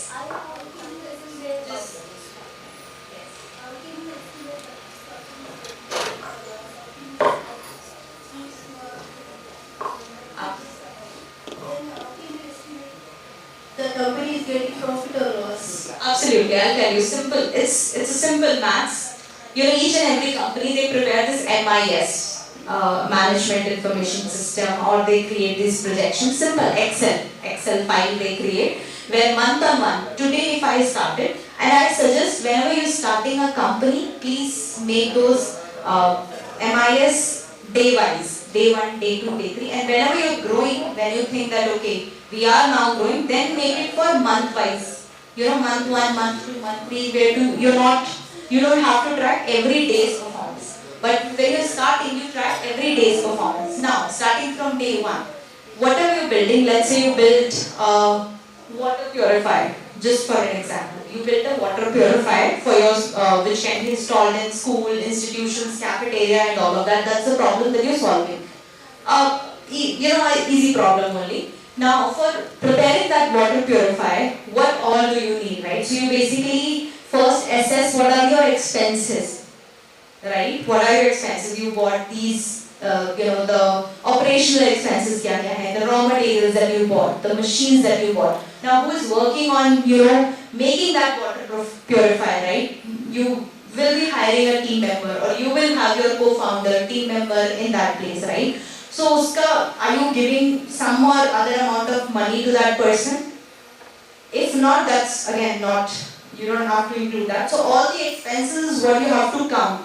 That, hey, I got this raw material, I got this machinery, I got, I had to call an electrician, so I had to pay this person, 100 rupees, 1000 rupees, or 2000 rupees. All that factor is what you basically capture, right? Now, profit and loss will come when you start selling. When you start getting money out of it, right? When your school is ready to install that water purifier and is ready to pay you something. Or if it's a public water purifier, you're installing it somewhere and people has to maybe put a sort of a vending machine where you put a coin and you get 1 glass of water, right? So you put a coin, right? Now you have to take that factor that okay, if 1 month my expense was around 10,000, just assuming 10,000, and around 10,000 people bought my, they drank my water. So 10,000 coins, which is again 10,000 rupees, right? 10,000 people bought. So this is called break even. You don't have any profit, you don't have any loss. 10,000 you spent, and 10,000 you're getting. This is break even. If you're at a break even stage, there are high chances that you will be profitable maybe next month, next quarter, next year. So that's how you analyze. So whenever you are starting up, whenever your students are starting up, please make them understand they should not target to get profitable. They should target to get break even first. Right? Their profit and loss, else can they do that, to have less expenses basically.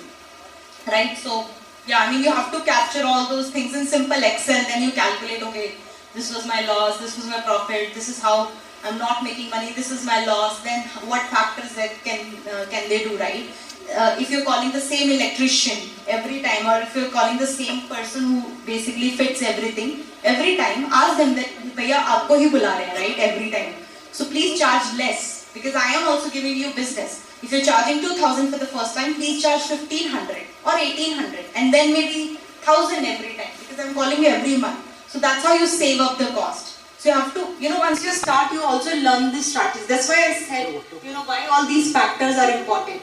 When you said you start with introducing and asking students that come up with an idea, that's something, don't you think that's a burden on them as well? Do they know what an idea is? Simple thing. What is an idea? Why is an idea important? So for that, you need to make them understand what problems are there. You have to do field visits, right? Make them visit to a weaving center, like how those weavers are, what are they doing, fishing market and all, how the fishers are operating, right? Make them do those field visits. Again, don't make them visit to a perfect, very hi-fi industries and all. Make them visit to a dairy farm. Let them see that how things are operating, and let them come up with, hey, if these are 100 students, please divide yourself in a team of 5 and you go to that segment, you go to that vertical, and then spend 30 minutes in each vertical, and then come up with an idea. Not an idea, sorry, come up with a problem. That what do you see as a problem? If the weavers are sitting like this and then they are weaving, right? They are having backache, right? They don't have a support. So can they come up with an idea where chair is, movable? Chair gives them that support. That piche ka back thing is actually moving with their movement, right? So can they come up with some sort of that idea, right?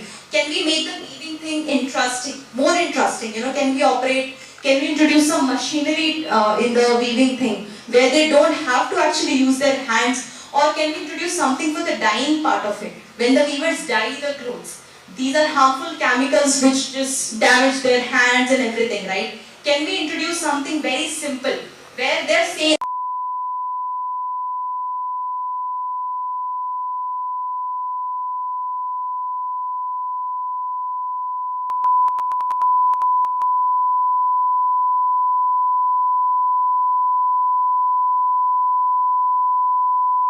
would help you, do all these things. So ask them to, again after this field visit, have a debrief session like this. Ask each and every group to, what problems did you see? What do you think can we do, right? So first session, just listen to the problems. Don't ask them to ideate. First, just listen to the problems. Try to understand, are they actually able to understand what a problem is?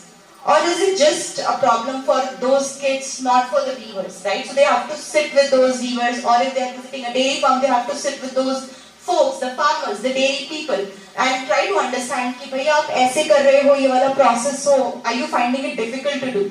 Is there a problem, right? So all those. So field visits is something that you should definitely do for your kids as part of the curriculum. And when you said management doesn't allow, so please, when you start these field visits, the small things and all of that, right? What problem we are having? What is OCT? Reason behind that management is not allowed. Not what the OCT boys actually.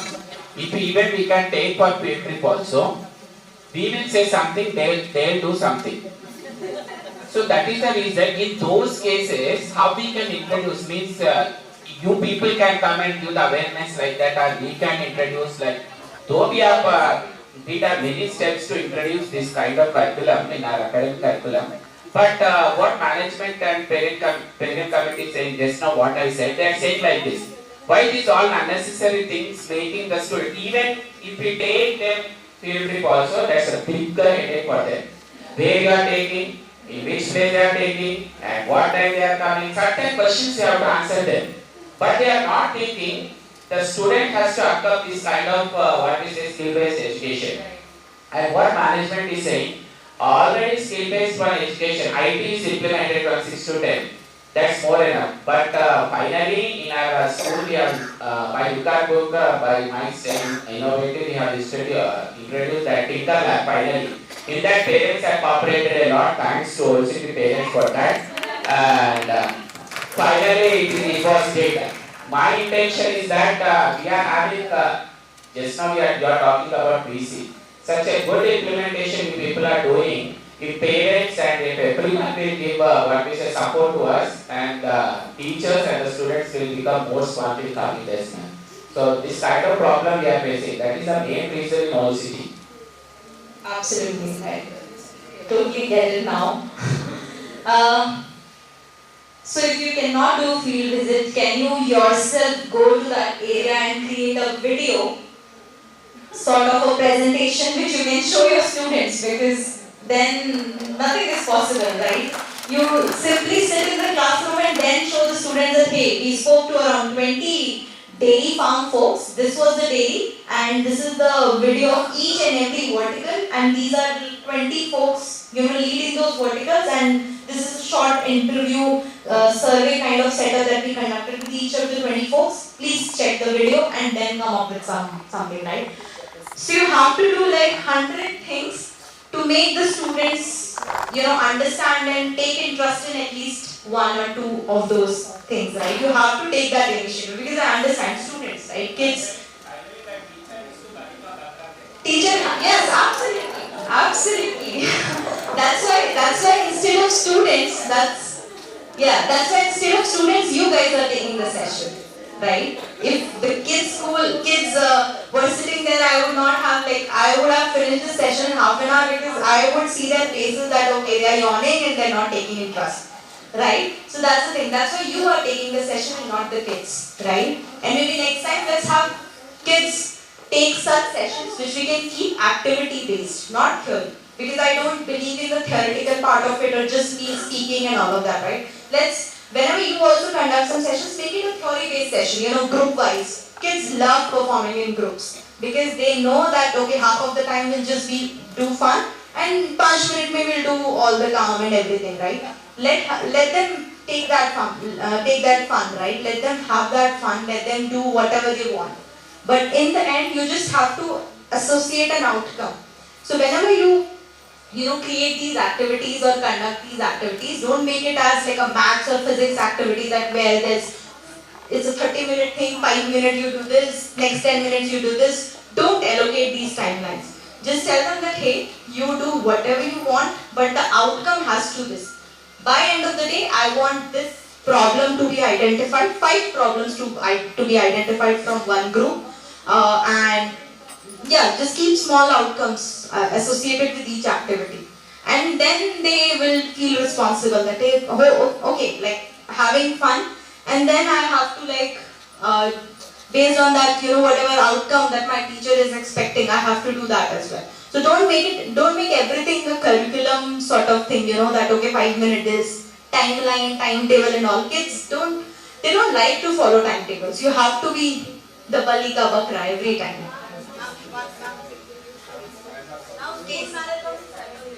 School marathon is there, yes, lot of activities. That's correct. Absolutely.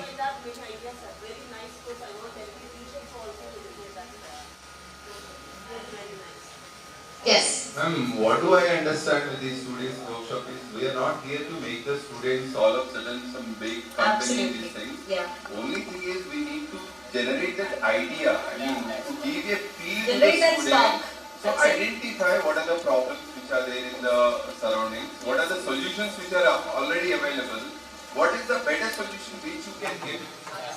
If this much, if the child have it in his mind, definitely later on in his life, definitely he can look in this particular direction. So that absolutely. Yeah. Please don't ask them to reinvent the wheel. Tell them that this is the wheel and isi ke around you create a solution. That's it. So So don't ask them to, hey, just introduce something very unique which nobody has seen, right? So that's what I said, let them copy the existing business models, let them copy the whatever already exists, and then come up with a better solution. So, yeah. Any, you had one question, yes.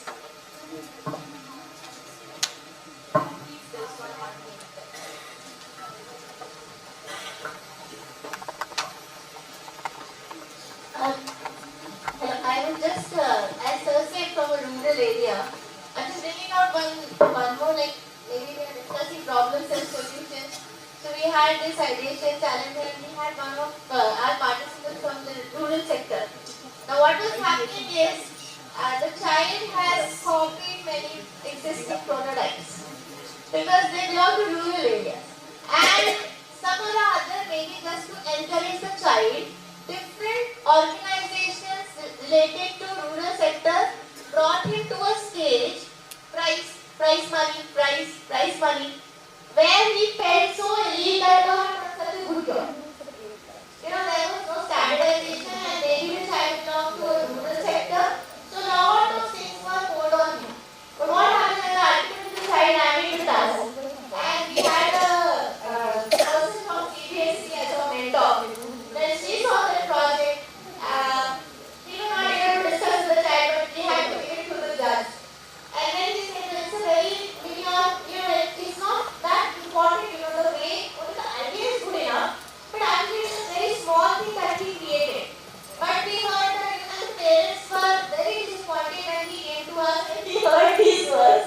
They were like, how come your judge and everything is wrong and we do not agree with these points, and my son has won 30 competitions in rural sector. So this is another image I'm presenting what's happening in India. See. Yes. No, sir.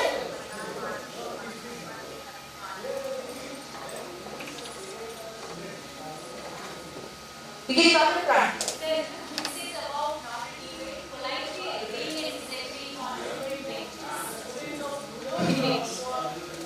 Exactly. Trying to understand the perspective of I felt personally it is hearted because the students of rural area are also equally competent. See, since they don't have the resources, they are competent. So no, that was not her. That's not something that she was trying to say.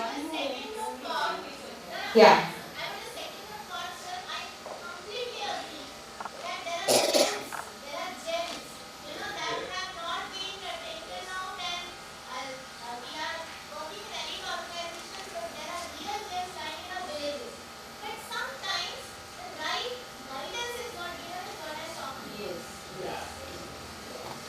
See, it's completely fine if they copy that idea, or let's just not call it as a copy. They created a solution which maybe already exists in the market and they were not aware, or even if they were aware, they created that, they took that risk taking, that risk ability, and they prepared something out of it, right? That is something that we should definitely appreciate the student. But again, the copy part and everything, the student has to know that whenever you're growing, or any startup, whenever they are growing, there will be hurdles, there will be constructive feedbacks, criticism and everything. People has to take it up, right? But again, when the jury said that you're not doing great, or yeah.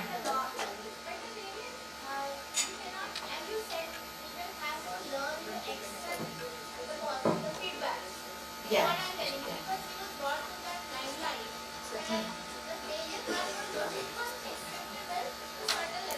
Okay.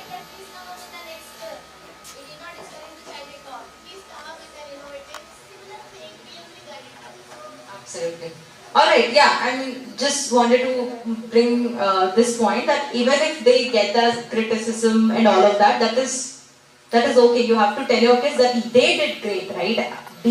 Coming from a rural background and doing so much and at least reaching to that stage is an excel. They did they are already successful entrepreneurs. That's it. They are already successful. See, each and every failure or failed startup has successful startup founders, successful startup entrepreneurs, right? So just tell your students, that's why I said, just instead of pushing them and asking them to come up with an idea, you explain all these things. You explain them that, okay, you are creating this thing, but in future you might get criticism. You might get, backlash from the community and all of that. So you have to tell them, you have to teach them that there will be consequences to all your actions and everything.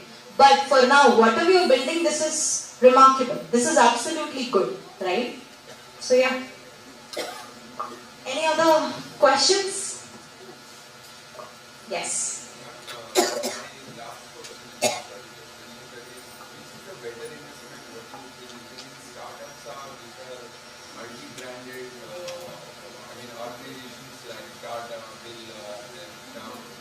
Why do they need investments from us at least? No, we don't invest in Tata. We cannot. They have. Maybe somebody like Mintra. Mintra also raised recently. Why these startups? Why not big organizations? So what do you feel is the better use? Okay, I'm not getting your point. Investment as in if we investing in startups or if us investing in the big corporations, right? So big corporations, they are not raising. So I'll tell you our ticket size. First of all, how much do we invest, right? So our ticket size starts from somewhere between 100 and 1000 go till $3 million in one company, up to 20-30 crores basically. The bigger corporations, 20-30 crore is peanuts for them. The big corporations like Tata, Accenture, Deloitte, that's peanuts for them, right? If they raise from government bodies. They don't raise from VCs or family funds and offices like us. They raise from more. And one more thing, why do they need to raise, right? They see, there's one point that comes, with each of the organization when they don't have to raise actual money. Customers become their investors, right? They are making money from their customers as well. So for Tata, for somebody like Deloitte, Accenture, their clients are their investors. They are, they're making money out of it. So your customers is also, whenever you're starting, if you're Tata or even if you're at a zero stage, please understand that don't be dependent on investors. You might not get funded ever. You might not get money ever. Maybe it's not an investable idea. It's a good idea, but maybe it's not investable. That also might happen. So please make them understand, don't give them wrong hopes that tum karo paise aa jayenge. You will get money, you will get funded. It's not like that. As I said, it's not bed of roses. They have to understand. If they are getting into it, they have to understand each and everything, each and every consequences. And whenever we invest, as I said, not in corporations, we always prefer startups because that's how we see that jump, that hike, that growth. Startups are growth is like this. The bigger corporations, again, we never end up investing in them. As I said, customers are their biggest investors. For them, the growth it's not that,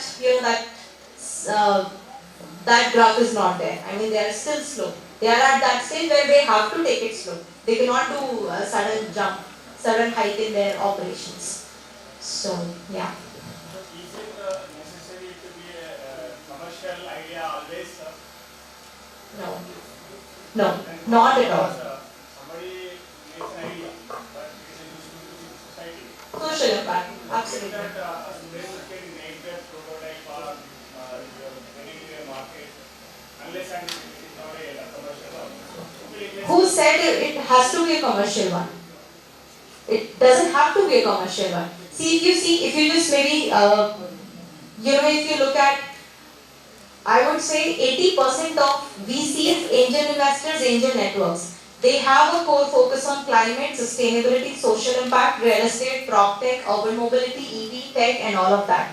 So 80% you have these many folks to go to, right? So everybody, see, climate is the biggest thing. Sustainability is now becoming a buzzword these days, right? People want to invest into something like this, and then because that's growing, people want to buy stuff which is sustainable. People want to buy like paper bags or something like that. People are investing in all of that. So you have to understand what your consumers are actually looking at. Weavers problem. So weavers basically they are very poor. Right. Making some innovation or some idea, so may not yield money. They will not even buy your product, whatever you're building. Right. So you don't sell to weavers, you sell to weaving institutions. You sell to the FPOs, you sell to the farmer, the groups, right? See, whenever you create a solution, so that's what, no? So where do you think, no, so whatever machines the weaver uses, do you think weaver has bought that machine? They get it from the institution and they work on those machines, right? That's how things works. And, okay, I was saying something, I completely lost it. So, yes, I was saying, so basically, whenever you go to a B2B, business to business, you prepare solutions for weavers. You have to understand customers and consumers. There are two things. Customers are the folks which are going to buy your product, which are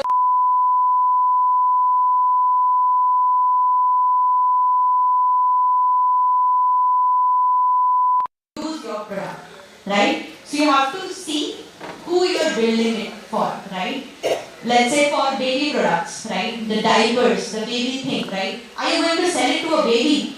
No, right? You don't want, that baby, you choose what is better, which diaper is better and all of that. You're not going to do that. You're going to, your customers here are the parents. Consumer is the baby, right? So you make products visible for the baby, but again, spending capacity and all of that has to be based on the customers. When you're making something for weavers, it has to be for weaving institutions. The kids that I spoke about, Keystone International, these are actually working for something for weavers and all of that. They have already reached out to weaving institutions. I don't remember the name of the person, but he's from Hyderabad only. He visited recently that school and they are talking about Malaysia? Malaysia, yes, actually, right? So all those things, right? You sell to the FPOs. If you're building something for farmers, you sell to the farmer organized groups, basically. Not to the farmers directly, because again, they don't have that spending capacity. So yeah. Any questions? Yes. Thank you. Thank you so much, ma'am. Kindly please be seated.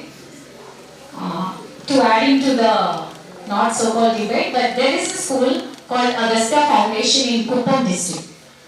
It's a beautiful school which is giving hands-on learning for the students, and there are many prototypes which have come for the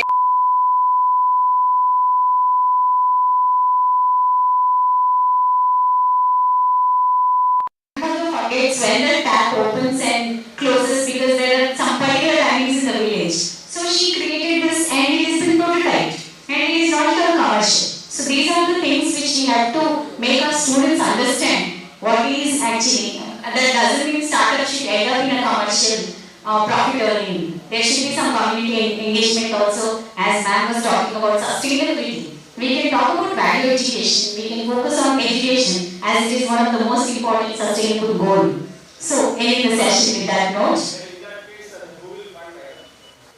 That's what sir, community engagement, it is all together. When we say community, we all form a community. Yes, thank you so much for adding to the discussions. We had a very wonderful session by Anupama Pandey, Investments and Scalings at the Rehantil. Thank you so much, ma'am. Give a round of applause to her. We have our respected director, sir, in our midst, and our nodal officer, Namapi Meshwar, sir. I request both of them to come on to the desk. We would like to give a small token of appreciation to Anupama Pandey. Ma'am, can you please come on to the stage? I request our lady faculty to accompany with the shawl, memento, and the flower bouquet.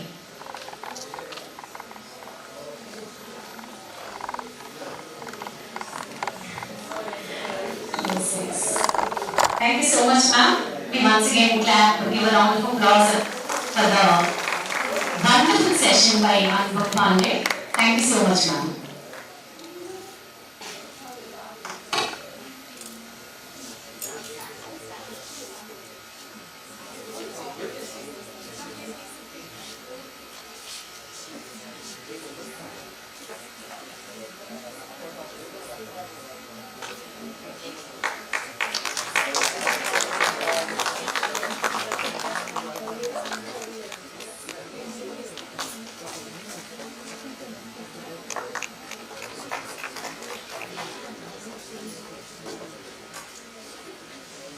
Thank you so much once again, ma'am. Thank you, sir. A small announcement, we are going to gather in the lobby downstairs for a photo session so that we may not catch you at 3:30 or 4 o'clock. It is very difficult. So we want you to take formal photo session in the lobby right now. I request all of you to gather in the lobby. After that, we will meet sharp 2 o'clock back post lunch. Thank you so much.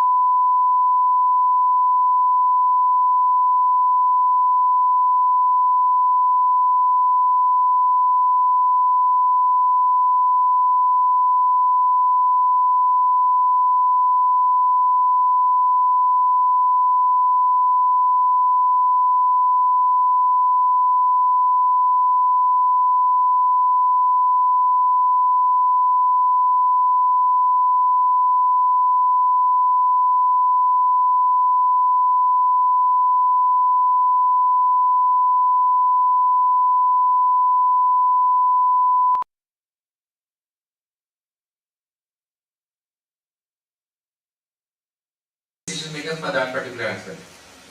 Right. So this is a sample template. This has already been shared. Yes. So keep it with you. You can edit it. You can change it. Those bars can be, very much, flexible according to the, the customer, how the customer is. You don't have to stick to the same, levels. So photos.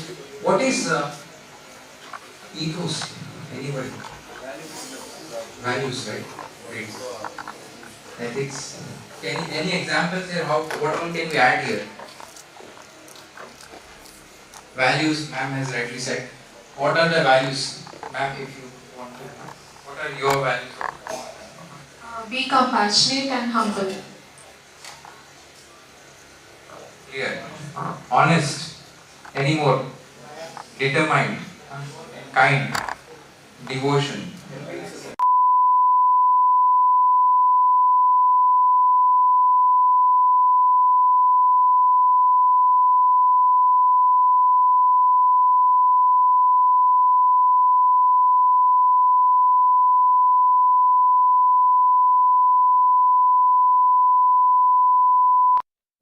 Sorry?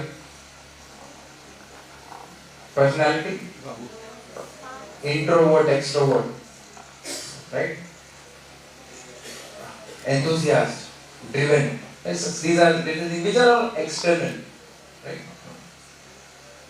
So this is where we have done the persona, then this is a filled one. So if you talk about a story of a healthy mom who wants to take care of the kids, like we were discussing about Maggie.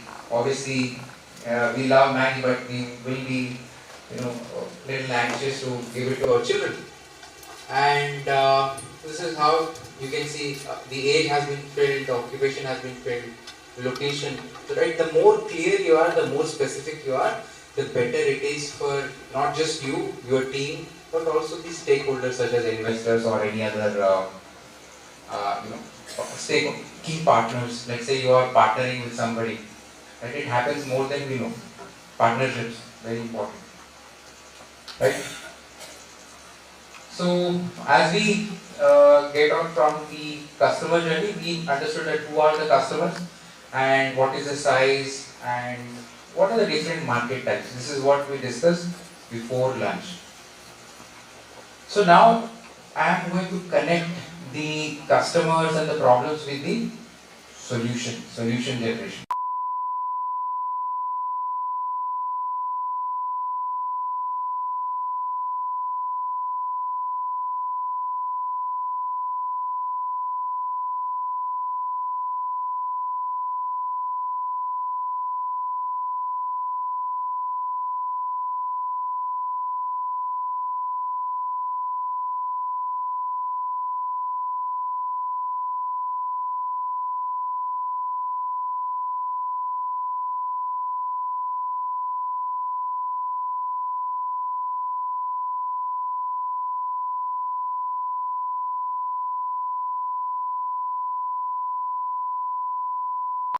right? Imagine there's no route. Whenever you are talking about it, think out of the box. There's nothing that is limiting to you.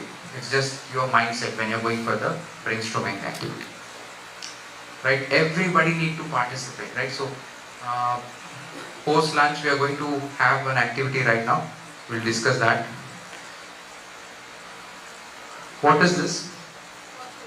What? If there was no car, you would have imagined it to be a moon or something. Condition of Hyderabad. Roads. Hashtag. We can imagine any city, any place. India, most of it is like that. Condition. So the challenges are there. So that's where the entrepreneurs will come. So how do we fix this? We looked at the problem. How do we fix this? What is the solution? Can we have some volunteers if at all? Otherwise,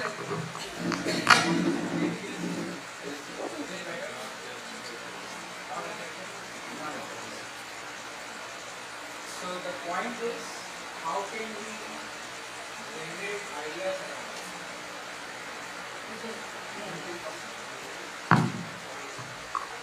When we face the problem. make the holes bigger and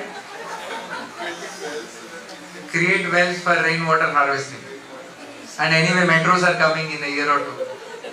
Right? We don't need roads. Finally, like most awaited solution. No more water issue. We'll sell this to Bangalore. They had water crisis. Yeah. Fill it with sand. That they are doing right there. That's a simple solution that are being applied.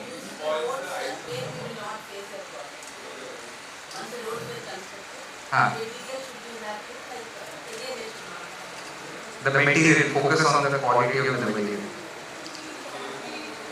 You have concrete should be?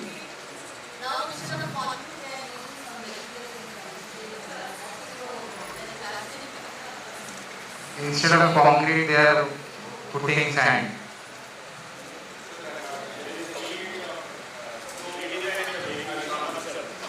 So there is a problem with the vehicle, not the road. Sir, what I feel is, Right design should be. yeah, we need to put a flag with that contractor pick on it, with his contact number. So I think it gives better solution along with the government employees who issued the grant, who gave the permission to do this type of work. So,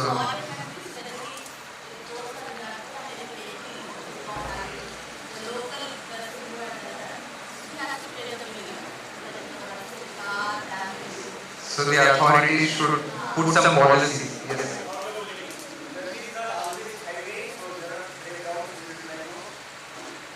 So breakdowns. Okay. So different. Right. So it means that you should be tolerant and helping us make more tolerant people. So the answer is nothing. Let it be where it is. So there are startups who are working on mixing it with rubber. There are so many solutions that are coming up. Synthetic rubber. You are basically solving two issues within one shot. One is the recycling of rubber, and the second is the road issues. And the majorly why this happens? Heavy road.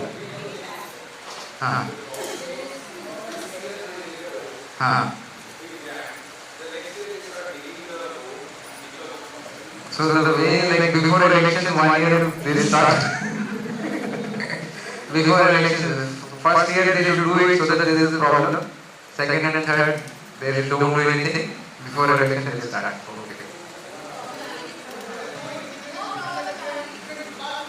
No intimation, no proper planning. No intimation between the departments. All of them are somewhere digging the road. So it's an open-ended point. What I wanted to emphasize is that there are so many, solutions to it. We need to again go back to the drawing board, which is to see at our capacity what can we do. Obviously, we can say the government should do this, policies can be coming, probably the car should not be run on the road, or cars needs to be developed. Whatever it is, the idea is to look back, check the desirability, feasibility and viability aspect and build something which can be executed out there. Problem, it's not just the road, it's because of the problem is majorly to the drivers and the people who are passengers, right? Root cause is poor maintenance, many of you rightly said. Careless approach of administration, extreme weather and heavy traffic. Right? These are generally. And then the impact is obviously on your vehicles. Your tires are getting wrecked up. Health is also, you're becoming very slim because of the vibrations and all.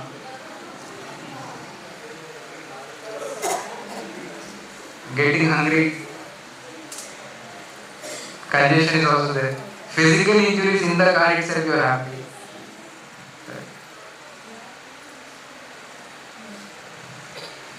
So we'll start, activity. I think we have done this, so I'll skip it. How many ideas did your team produce? Share some of your ideas. I'll combine all of that in an activity which is, the post-lunch activity. Just keep in mind, right? So how distinctive it is. This is something which all of you should be able to ask. So I'll be, discussing with 2 groups. So accordingly, we'll focus on it. Which benefits will users enjoy, right? Obviously, there are levels in that. So to kind of summarize everything, the answer is to create value proposition, right? So if you see it, let me take it forward. What is the purpose of value proposition? It is to see customer benefits, differentiation, to see that if there is some clarity, credibility around the customer, and most important, relevance. If it is not relevant, nobody will care. So this is the tool that you will be using it for the activity. One of the tools. So it's going to be almost half an hour activity, right? So that's where there are things which go on top of it. So value proposition canvas. How many of you have seen this before? Anybody? No, not yet. What do you see? You have seen in Decathlon? Okay. What do you see by the way? Do you see some shapes? Is it visible at the end? Yeah. What shape do you see? So, which one should we begin? The square is a value proposition and the circle is customer segment. How do you begin? How do you end?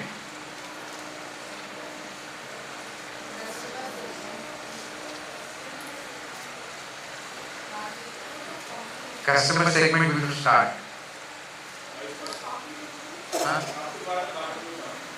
Complementing each other. Where do we begin? First, what should be understood? Customer. How many of you say we should start with circle?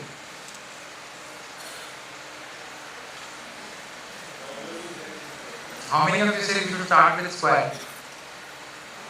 Solution. You all are saying we should start with solution. We should start with the customers. No? If you zoom in, they are customer jobs. It's very important to understand the jobs, pains and gains of the customer. Whatever the context is. See, you can put in any story.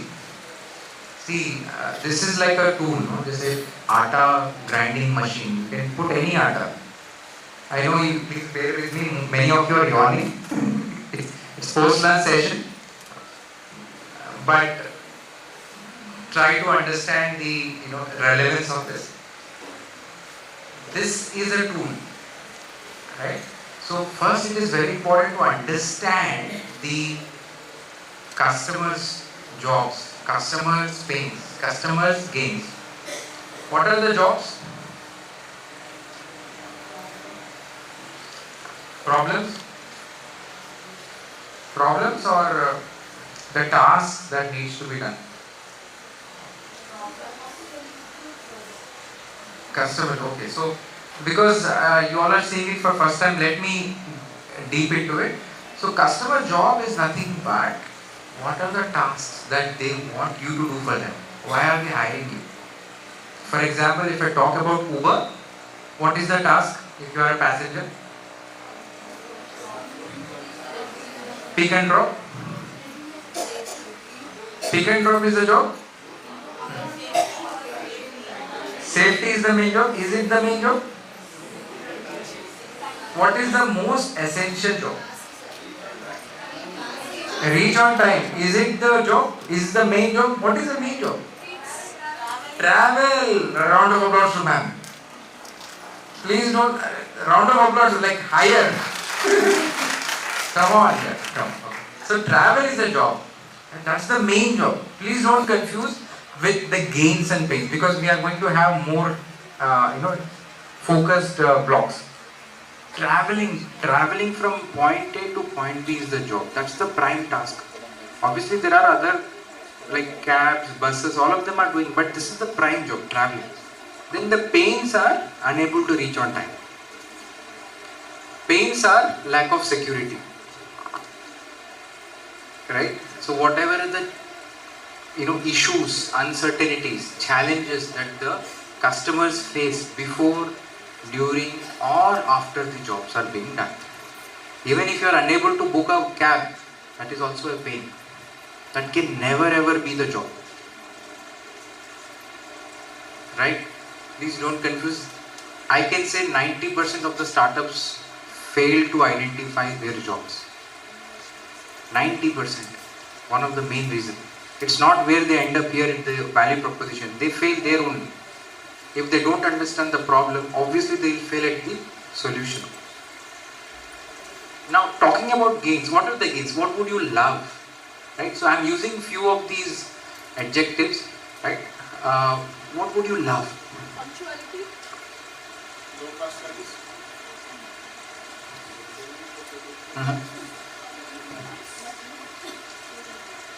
Low cost. Okay. Comfort. What have you said? Availability, easy availability, yes. Comfort. Safety is also you would love. Yeah, you don't want to get kidnapped, yes. What else? Sorry? Which one, ma'am? What do you love? When you are going in a Uber, आपको क्या अच्छा लगता है? Flexibility. Okay. And if you don't know English, and if the driver can speak in Telugu or Hindi, good communication. He should not be like rude. Right? So experiences. These things are gains. What do you love?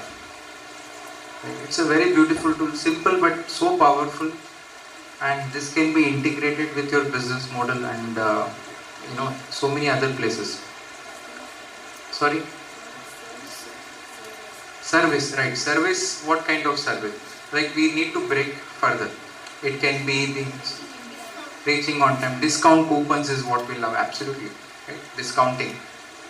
And maybe Easy payment options. yes, payments, absolutely. Right? What else? Hi? Chaya. Tips? You want drivers to give you tips? Huh? He should know the routes. He should not. Different? Okay. So more choices, right? You are just one person there bringing in a big truck. Yeah. Right? So those things are important. So those are things I love. So you need to frame it as if I love to reach on time. This is how we frame value proposition canvas of the customer segment. This is right hand side. I mean the circle one. And if you talk about pains, I hate. This is something which you can use. I hate to go late. Yeah.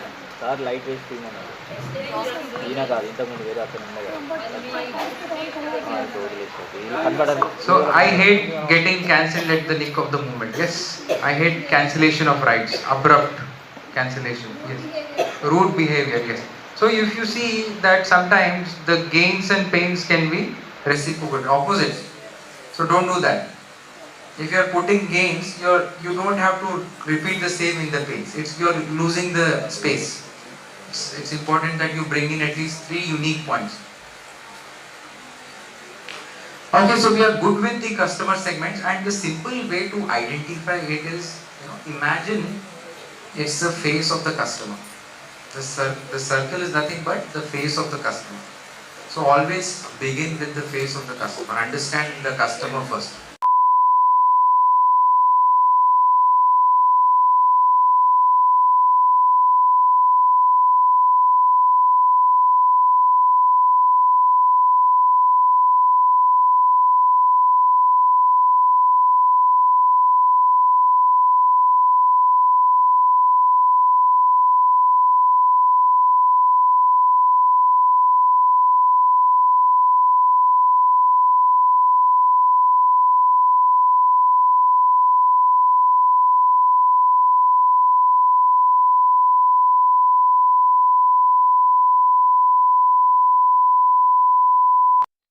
Which are helping you remove the pains, reduce the pains. For example, if the driver is not on time, what can we do? How can we help customers to avoid those drivers? Rating, yes. We can say we have driver rating, based on that we can do it. Any other options? Yes. And allotting drivers from nearby locations, right? So this is how you address the pain reliever. So the idea is it should be relevant. Whatever the pain you take, the pain reliever should be relevant to that. Similarly, now we'll check to the gain creator. Now you said discounts. How do you create discount? Obviously, if you are creating discount, you should not get bankrupt. Yes. Frequent riders, continuous customers, loyal customers get. After 10 rides, you get 1 free ride. Happy. Longer distance. Obviously, we may feel little sad that we come up with these policies. After 10 rides, 1 ride free. But obviously, startups also, if you think from their perspective, they also need to make money. Anything else? Gain creators. How do you create gain? Yeah. Yeah.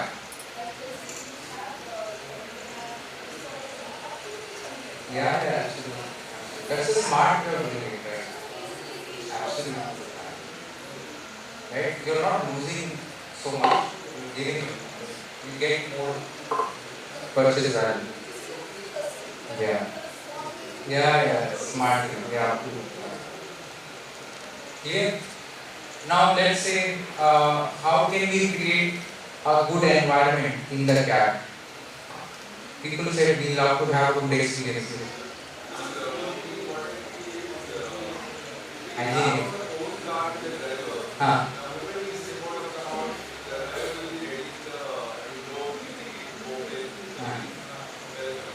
So the driver should be more hospitable. They should get out and like put some carpet. Yes. Absolutely.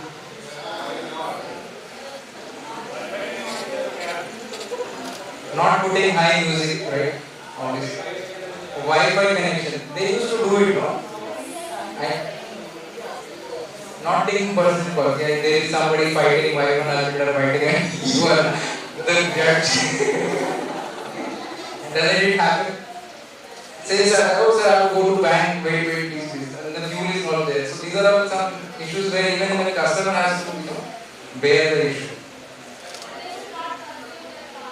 Pan gutta they should not consume, right? It should be neat and it should be sanitized, right? These are the green. Now let's say if the pain is, I am unable to pay and this fellow is charging too much. He's saying no change, give me 500 rupees. No change. If it is 470 and it's 500, he's saying 30 rupees, I don't have your, let's say, far away place. Thus, sometimes he should not talk to us also. He should not talk to us. Oh my god, AI should come there. Introverts, okay. Want to disturb. Don't want to disturb. Put in text me, don't talk. WhatsApp, yes. So, much, yes. How do we address that? If they are, let's say, app, yeah, from app, how do you do it? Feedback, customer support, yes. And let's say the issue is of payment. He's saying app is not supporting only cash.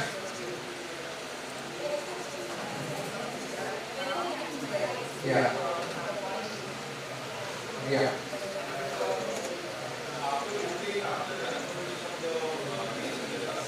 Yeah. Yes. Some people might be not comfortable. Yes. So, same gender travelers and drivers.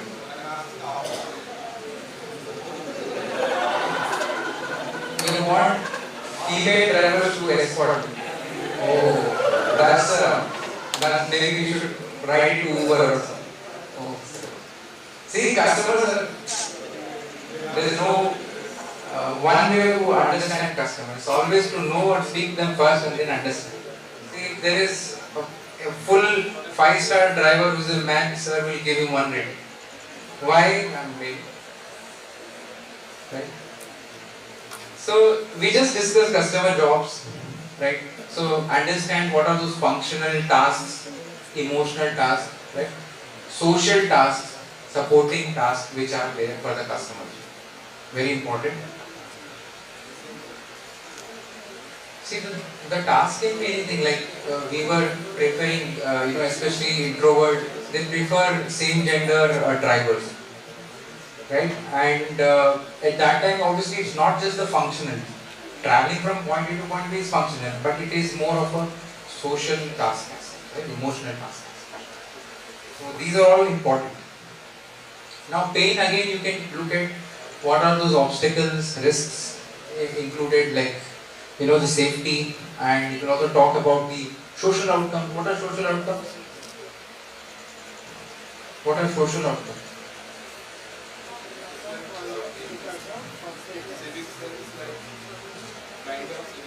Civic sense. Right? So idea is like, as a society, again, what could be the major issues as such, right? So sometimes as the outcome can be, in simple terms, social outcomes. Like, what are the social outcomes? Let's say we all currently support one political party, and then suddenly, all of a sudden, he started speaking bad about that, right? So this is nothing but the social, economical issues, and we may simply hate him because he has a different social belief system.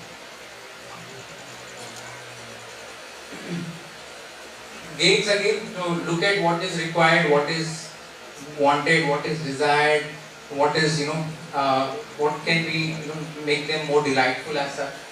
And it's like icing on the cake. It can be the cherry on top. Look at those aspects. So I'm cutting the aspects. So we discuss all of this. So when you are coming up with the activity, this is a simple template. How would you propose your solution, right? So describe your offerings and what are the features. So these are the good way of showcasing your solution. Right, so this is one example of taxi services. It's a VPC done. Generally in the workshops and all, what we do with the corporates or the institutes is have a big A1 sheet and use sticky notes to use it. And it's an iterative loop. Today you may have one, 1 hour later you may have a better idea or a better point. You remove that, put a new one. It's an iterative loop. Because the idea is to have a fit. You know, right in the center there are two arrows. Can you all see? That is called fit. So whatever the jobs that you are trying to see from the customer has to be addressed with the products and services. Otherwise there is no point. Right? If the customer say I want to travel from point A to point B and then you are saying we deliver good food. No idea. No point. Right? So be relevant to that. So competition, how many of you are aware of it? Competition, is it important? Involve better.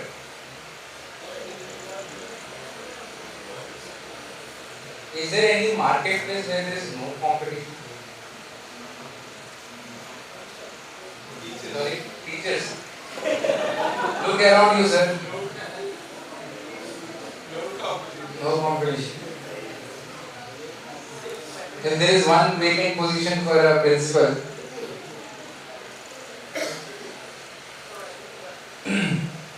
So who is a competition? So this is a criteria. Someone who offers same products as you, products or services, is a competition. Someone who offers similar product, someone who is using, let's say customer is using as a substitute.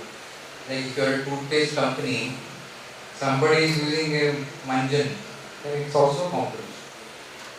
Doesn't have to be like a student of Colgate. Any product offering in the market that makes your product redundant. What is redundant here? Out of stock. Nokia we were talking.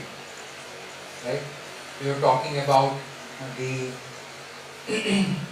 I think BlackBerry, yes. So those things are redundant now. Any other? Sorry, yeah, because sometimes it happens with the bad experiences. Sometimes you don't have to just think of a milestone like 10 years or a decade to say you are redundant. Today world is so fast that if you don't like the customer service of Blinkit, next time you don't order. You go because customers are the thing. They have so many different options.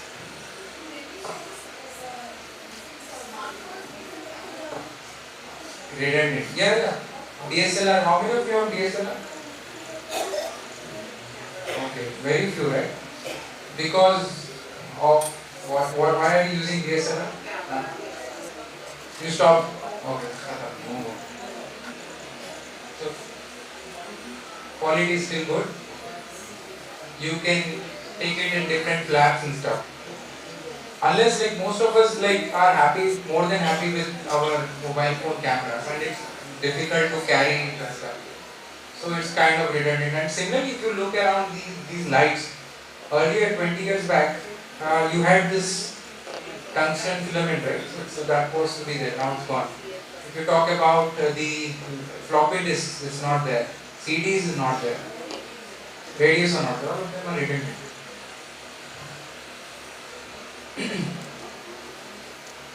So obviously knowing our competition helps in what exactly? Improving, building better solutions, having that competitive advantage. Right? So there are, obviously we discussed about direct and indirect yesterday in small brief time.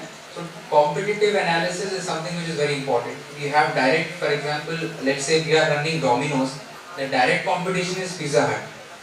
Indirect is anybody. We have somebody who is selling food, somebody who is going and eating, having their meals are our competition.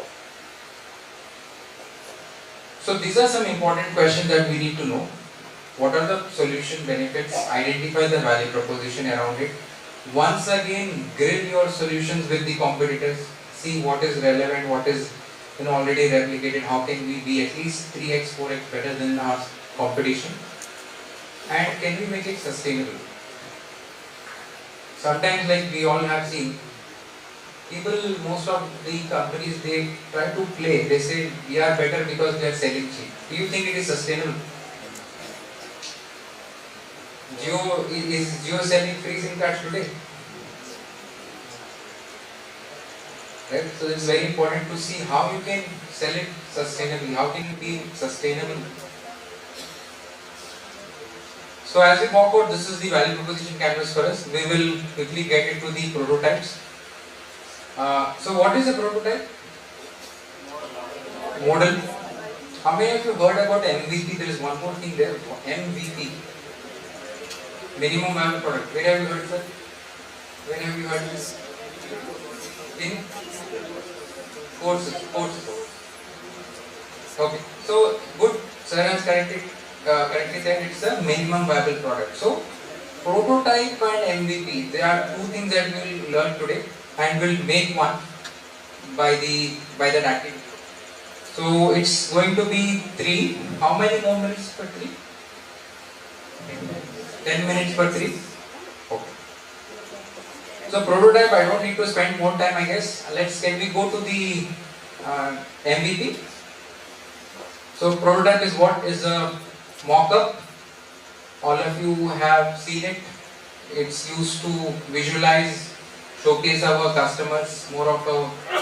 There are working prototypes, there are design prototypes, there are sketch prototypes, right? These are all prototypes, examples. You have seen it, you might have used it, you may be using it now, right? So there are paper prototypes. Yesterday we did one. There are wireframes. You can show how it looks like, for example, apps, softwares. There are so many websites where you can make for free. Canva is one. There is another software called Figma, website Figma. Right? So there are so many places where you can make Canva, Figma. Right? Then you have a device mockup. For example, you talk about you talk about 3D, or you talk about the functional prototype. There are 3D printers nowadays. You can just get something out of it. Right? And role plays and simulations. Right? These are again something which are commonly used. Have you all done role play prototypes before? Okay, we'll try doing it today. Then you have storyboards and scenarios, like you explain through sketches and you show the customer journey of like how we discuss. Ravi is a student, he is unable to perform good scores. He, let's say, wakes up at 6, sleeps at 11, but still not studying well. So it's a story around it. You say what is his activities and stuff. You try to build the customer journey in that narrative. Storyboard. Yeah. You have done it now? Great. So now we'll talk about MVP. MVP is one step ahead, which is called as minimum viable product. Minimum is what? Minimum means least. What is viable?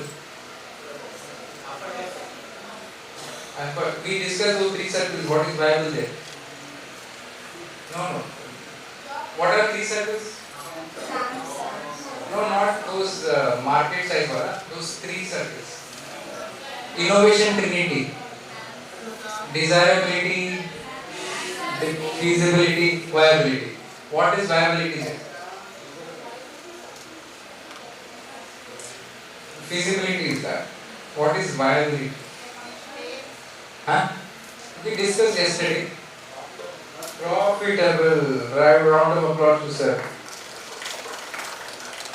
People are, I guess, tired of it. This is the last day. Come on, once more. Yeah. So viability is nothing but the potential of the product to generate revenue, OPDA. Right? How can you have the least features and sell it at least? Let's talk about a simple example. You are trying to have a big bakery. You are expert at cakes. Do you make big 2 kg cakes first? Small cupcakes? Do you put creams and cherries on top first? What can be the least possible way? Sponge cake? Yeah?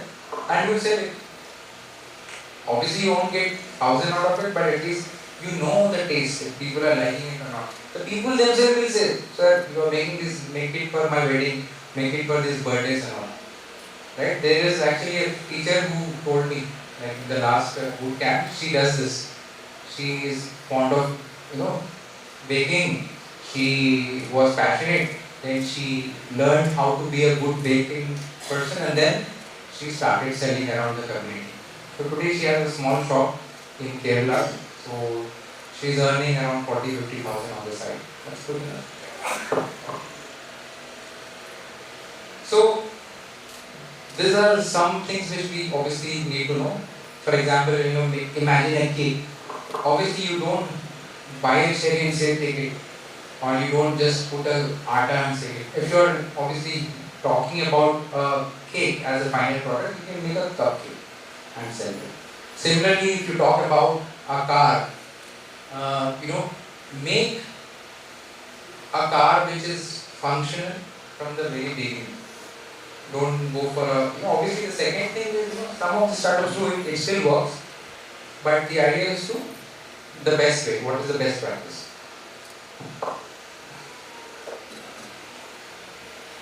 So just to summarize, the difference between prototype and MVP is they are validated by external team and it's high fidelity. Any questions?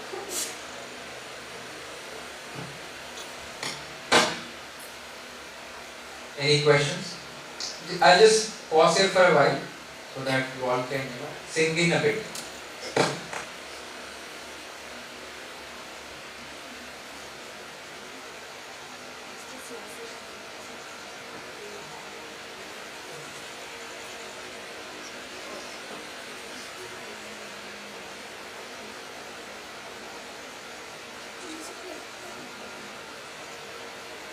Alright, so let's go ahead and so that's the focus point. So MVP and the prototype, right?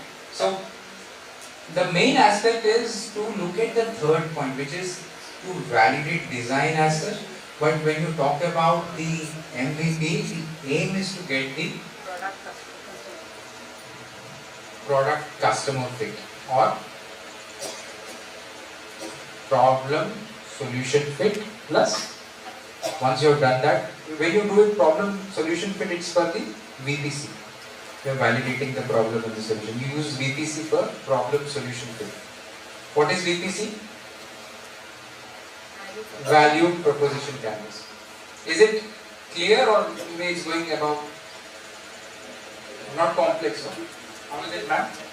It's clear. So I just want to leave with two validation, two fits. One is the problem solution fit. Obviously a school student will ask, sir, what is the first step? Ma'am, what is the first step? How should I do it? I know you are teaching me, but I'm not getting it. So the first thing is to achieve the first fit, which is the problem solution fit. Tell him or her to go ahead, validate that this is a real problem, and then build solutions with the customers. Go again and inquire that the customers are really looking for this solution or not. At least theoretically be ready. Then go for the MVP or prototype. Right? The idea is to get the product market fit or product customer fit. So we will go ahead. So this is the couple of different types of MVP. Fidelity, I hope all of you are aware. What is fidelity? Yeah.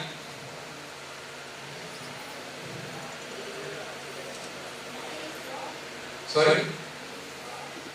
What is fidelity? Lackness. Aptness.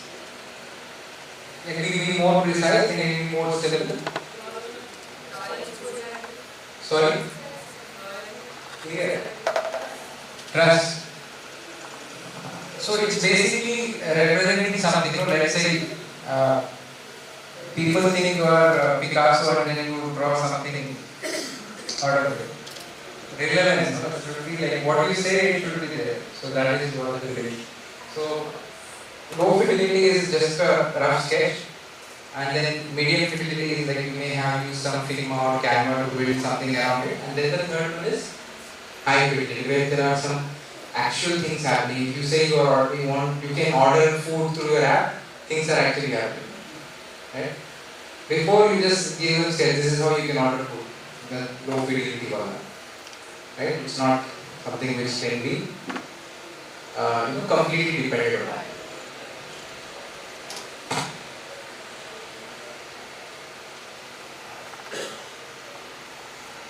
Right, so I'll just summarize it with the interest of time. So if you see all these, they are all different types of fidelities. These are all low, medium, and when you talk about the product design, it's high fidelity, especially 3D printing, right? So this is the activity today. We will try to do it in 15 minutes, and then the other 15 minutes is more about the pitch. So all of you have pen and notepad? Yeah. So I want, how many people are here? Almost.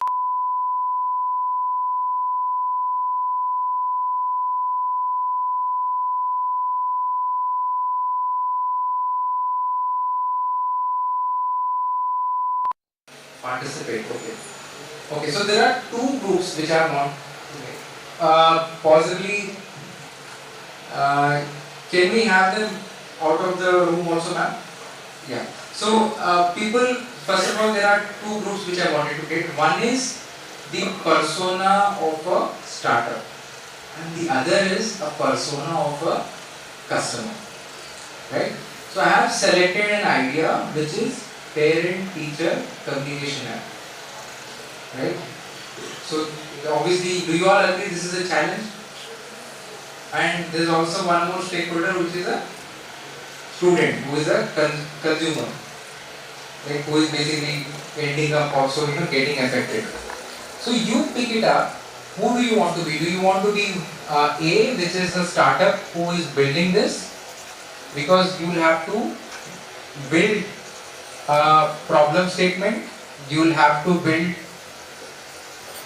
a solution and a prototype around it. If you are interested, please come forward. A startup, you have to wear any one hat. There are two hats here, and please come forward. Please come to the first row. People who are interested. Along with your notepads, along with your notepad and pen, please make a group. Yeah, it is an activity. It can be group, or if you want to. How many of you want? Can we make it group or individual? Group? Okay. So do we have enough groups? How many groups do we have? Yes, please come. Who are interested are there, please come.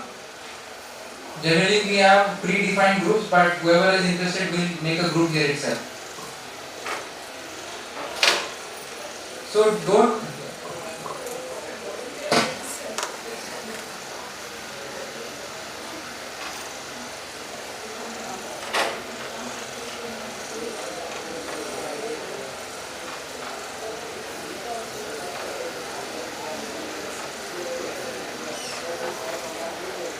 Okay, so all of you are interested as a startup, is it? Startup. Anything is fine. How many of you want to be a startup? Please raise your hand. Please come one side, whoever wants to be a startup. No, yeah, one who wants to be a startup, please come to the right hand side. So I will divide, okay, I will divide it in two ways. So 1, 2, 3, 4, 5, 6, 7, 8, 9, 10, 11, 12, 13, 14, 15. Okay. One more person. Is anyone coming? Okay, ma'am is 16. Okay. So 8, please be here. 8, please be there. No, I'll then group them. So 8 are here. So now we will. Ma'am, you are also there? Okay. So now what we'll do is we will have 3 करके a team. 1, 2, 3, 1, 2, 3. Okay, there are. Ma'am, are you also there? Okay, so you will write to me. Great. So we have 3 groups who are startups. So you may.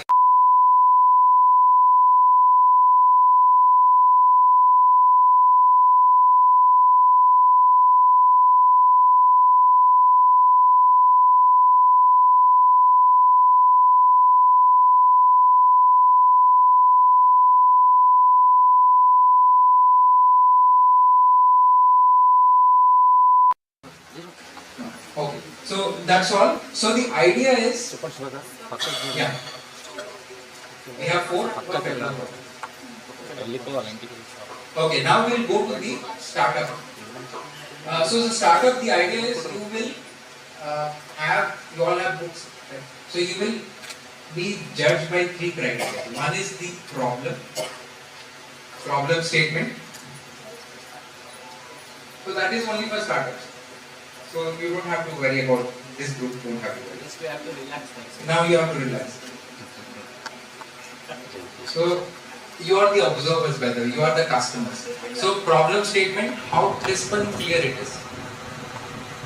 Right? That is one criteria.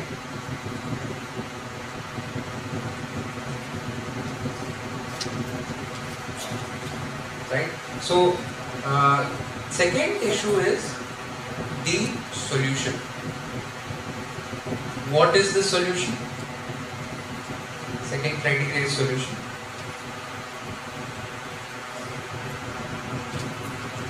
What are the features of that?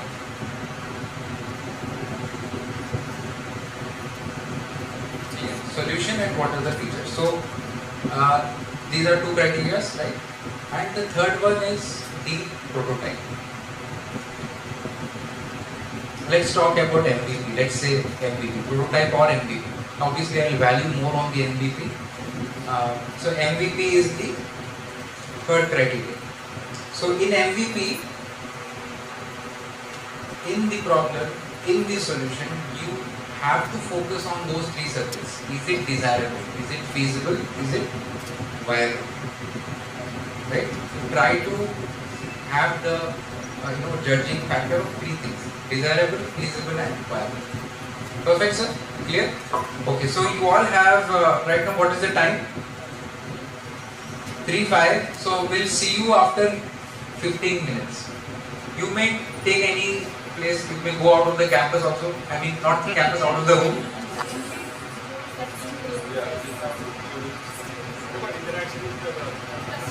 No, you should not come Yeah, yeah. So this is, as you already know, that the challenge is there, right? So because we picked up the problem, which is actually you are yourself a teacher, no? So you can go ahead and start building around it, right? You are quite aware of it. Even the customers are also quite aware of it. So we'll see you all exactly after 10-15 minutes. Now the other group. So we'll again have 1, 2, 3, 4, there are 10, is it? Ma'am is also there. 1, 2, 3, 1, 2. Okay, perfectly. There are 3 groups that can easily be split. So men are less. I don't know what happened with men. Post lunch, men take more lunch. They have a more effort. Sir, please come join us. That's okay. If they are fine, they are relaxed, enjoying the show. Okay. So ma'am, so as a customer, you have to understand that you should portray what are the pains, what are the gains, and what is the job that needs to be executed. These are the 3 things that need to be done. Plus, I have already given in the task. So you are actually a step ahead of them because you are the customer. You should identify the startup which is correct. So based on your ratings, we will select the winner. You are mostly the jury. You are actually the jury. So you have to pick which of the startup has identified the right problem. Are they crisp and clear? So you should have those questions. So the way you are judged is the quality of the questions. Please make questions around it. So there is an open cap for it. There is no such task for it, but it does that take some 10 minutes to build questions around it, to ask questions around it. So the questions can be on the problems, the solutions, and uncertainties. Yes. Right. So because you are anyway 9 people. You can pick 1 speaker, and from each team, 1 speaker who picks 3 questions. So the question Yeah, you can actually pitch it to all. I will be able to see that one. Right here, okay, you all can discuss as a team. So the most important thing by which the customer is being assessed is the quality of the questions. Just three. So three questions is one on the customer jobs, one on the pains, and one on the techniques. Right?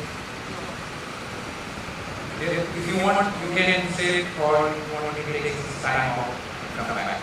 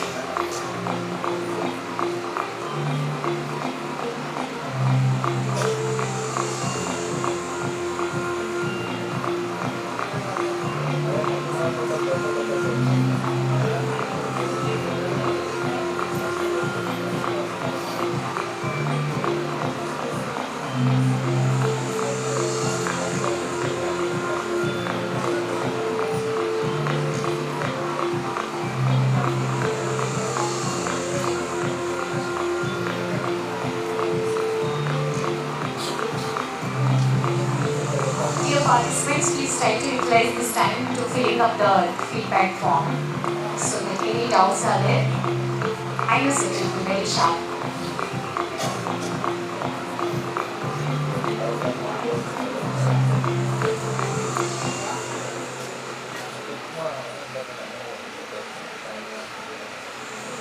Yeah, after 4:30, you can collect your participation certificates in the lobby itself.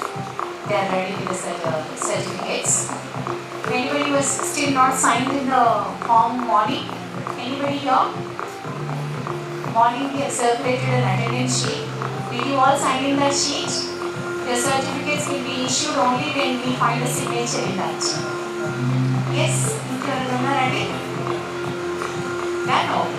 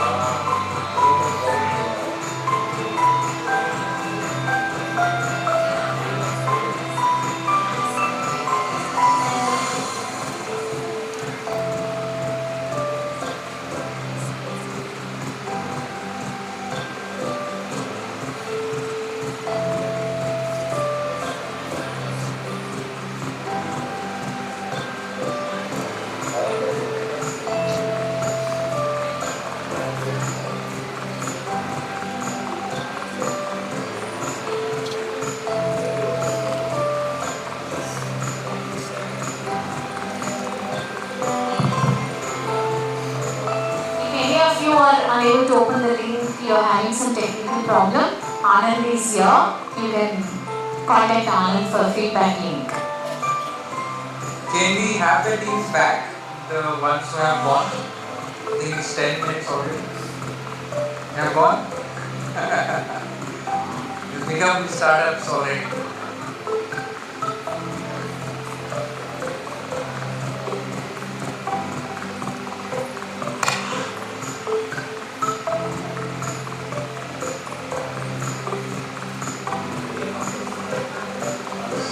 So the team, one team is back.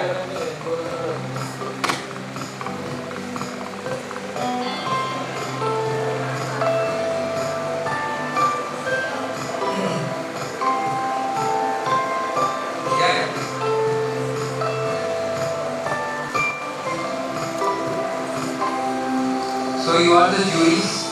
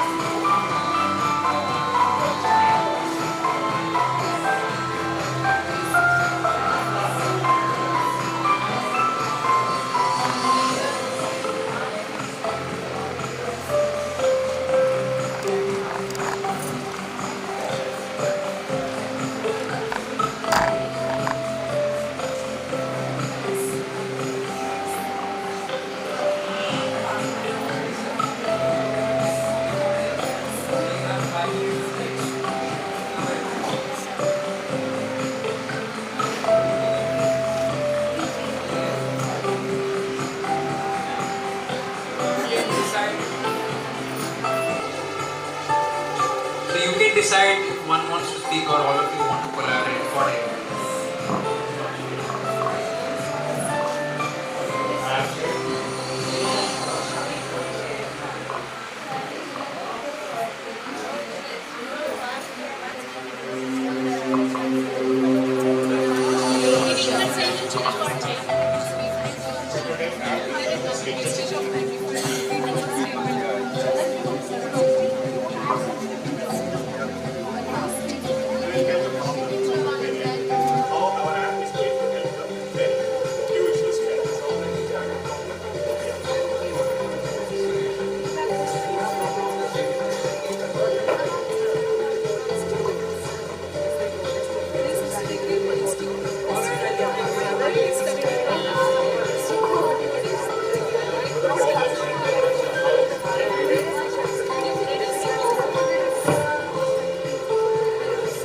So we have the team 1. Do you have any name, sir? Team name?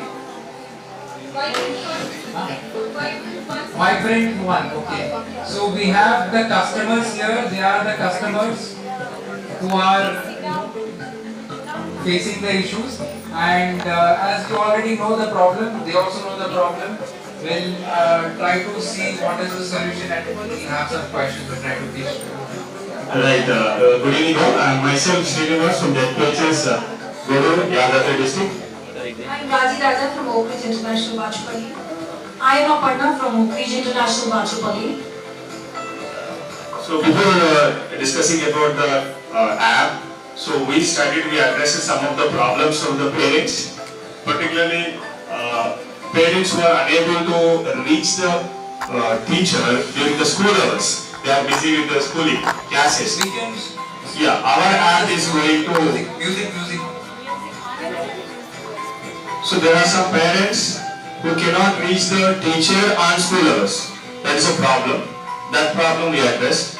One more problem is the problem which is raised by the parent on the app will have different severity levels. Okay, emergency problem, a normal problem, like that. So the teacher should understand the severity of the problem. So as a parent, we have different levels of problem. So our app is going to solve that issue also. We give different types of levels. So these 2-3 important problems we try to solve in our app in this 15 minutes of time. So Madam is going to solve this. So now there is a twist here. So we are opening the customers now. So we have a group here, customers. So now the idea is you will be reiterating it. Whatever you have done it, try to re-improvise based on the. So no, sir. First we clear the problem. You will okay. Yeah. So this team will interact with you, and the other team will interact with the other team, and it's like that.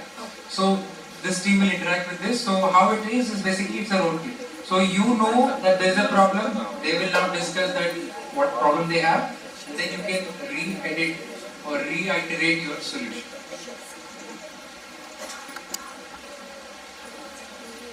Good afternoon to all of you. My name is Bhagyalakshmi from 85 Girls School. Now as a customer and as a parent, whenever I am trying to use this app, what exactly are my gains? What is it that I have to look at? So as a parent, I would like to see a real-time updation of my child's complete assessment, or a 360 degree I would like to see this. So what sort of a real-time experience can your app give to our parents and ours? At a glance. Yes. So when I'm just having a look at it. So there will be only 3 questions with the interest of time. So one question ma'am has asked, you can address that, and then she will ask one more question, you can address that, and then the third question will be. See, it depends upon the school that you're asking for. If it is just an ordinary school, then it might be an ordinary report card. But if it is some international school or a well-updated school, then you have a school post also, like how we have, where all the details of the child is there, and the parents try to connect with the teacher. But if it is not done through a message or through a phone call, then they are permitted to write a mail. And still we don't answer, then we have this school post where the parent can directly put it up as, it can be based upon the academics, means we have given a coding like a blue one, or it can be a green one for just the academic behavior or whatever it is, and a red one if it is something related to something which is very severe, like some school bullying or something. So you can also download your report card once you write your name on it. Type your name on it, it comes down. Yes, ma'am. What you're saying is absolutely right. But as a parent, let us assume my child has done some problem. You have given a red. Okay, your teacher evaluation has given a red to my son, which as a parent I will not accept. Immediately my adrenaline rush will be there. So I'm outright going to come and fight. Now you should not have that happening. So how is your app going to control this from your end so that the parent is not going to rush back to the school trying to fight out for the child? And for that, what we have done in our app, we have raised a ticket system. So what you can do, you can raise a ticket system. So immediately the moment that ticket will be raised in the school, and teacher will connect with the parent, so that parent does not have to rush to the school for that. So that parent and teacher can connect with each other and they can solve the problem amicably instead of parent being hyper or rushing to the teacher, to the school. Because whenever parent rush to the school, definitely the things they go in a different way. But when a teacher calls to the parent and teacher tries to talk to the parent and try to pacify the parent and solve the problem amicably, I think that is a better solution. Ma'am, I agree. This is what actually happens in our PTMs and the stuff. Your idea is, how is your app providing a solution? Okay, we move to the next one that I have over here. Another concern I have is, whenever the phone or wherever your app is going to be, apart from me as a parent being able to access it, I also find that my children can also access. So privacy and security issues come into picture. If they want to hide certain things from the parents, they always have the chance of deleting it. How is your app going to detect this and let the parent know that something is happening? And this happens in the SST section. Senior secondary school. They usually delete these messages based on the PDMs and all, right? So how are we going to avoid the access of this app to children? See, we take your mail ID with the password. You don't share your password. Mother, father and student also. So whatever comes to the mother or the father, you have a password. If you don't share, it comes only to you. Yes, if it's open. You are giving the phone access to the child. Don't give it. Yeah, so there will be a security system, so there will be a voice recorder. So voice of the parent will take first mother, then will take the father. What if AI is used and mothers will be imitated and what? Thank you, ma'am. So we have seen the role play. Thanks a lot. You all can possibly go back. Thank you so much. Thank you. So we can have another please round of applause. Yes, starter and the other team. You want to go, sir? Yeah. Again, I would like to reiterate that the problem, both of you know. The starter also knows that the parents also know the problem. Now, the idea is to begin with the problems of the customer. So they have the customer now. There is a twist here. twist is that after you've done the problem analysis, the customers are coming with a different way of expressing the problem. You, based on this problem, you quickly rework on the solution, and then you then propose the prototype. Look, there are only 3 questions here. First question is on the problem, solution, and prototype. Go ahead. So our team name is Holistic Thinkers. So why we have chosen that is our app focuses on the holistic 360-degree communication. That is what the CBSE has implemented. We all are aware. It's a holistic 360-degree report card. So based on that, we named our app like that. So the app login page would be like this. Ma'am, there's a twist. So the problem will be asked by her. So you say the problem, then you will rework on the solution. Yeah. So you have done a job. You have done the homework. Now the customers are different. If my child is sick or absent for the school from past 10 days, like I want my child to not to miss his studies, so how the app will work for my child if he is absent for 10 days? So the student is continuously absent for 2 days. First day itself, this online attendance register also will be there in our school app. So first 2 days the child is absent. Third day immediately we will. If the parent doesn't report to school, my ward is sick, then the teacher herself gives a call to the parent. No, not my question is, sir. My son is missing the classes from No, past 10 days. yes ma'am. For that I am coming to that. So then the next thing is we don't want to miss the classes. So what we have is we have classroom camera. Through my this particular app, the student can access the classroom, what's happening on the green board. We are giving the live connection. Also, we are sharing Whatever the classworks and homeworks done continuously through our app. Okay? So that the kid will get daily updates, notifications, everything, what has happened in that particular day. Yes, ma'am. So again, is the problem solved? That we will talk about it. The thing is, one question, one answer. Right. Just to save the time. So second question. Yeah. If a parent is illiterate, how the app will help me, and I want to post a message directly in the app. How can I do this? We have, first when we log in, we have an automatic tutorial that redirects the parents, and it has language preferences. And we have an inbuilt translator that can translate to the HM or the HOD, so that it will be convenient both for the parent to access, to give their query, and for them to address the answer. Yes, ma'am. At least they might have known their native mother tongue language. They can read, right? Yeah. So to answer this question, we have the voice recorder. So at least there are many students who will make their parents also literate.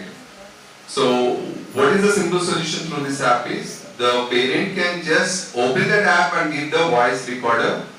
Whatever is the issue, the teacher will come back with that solution. Third question, sir. Parent don't know how to open the app. Question number 1 in that.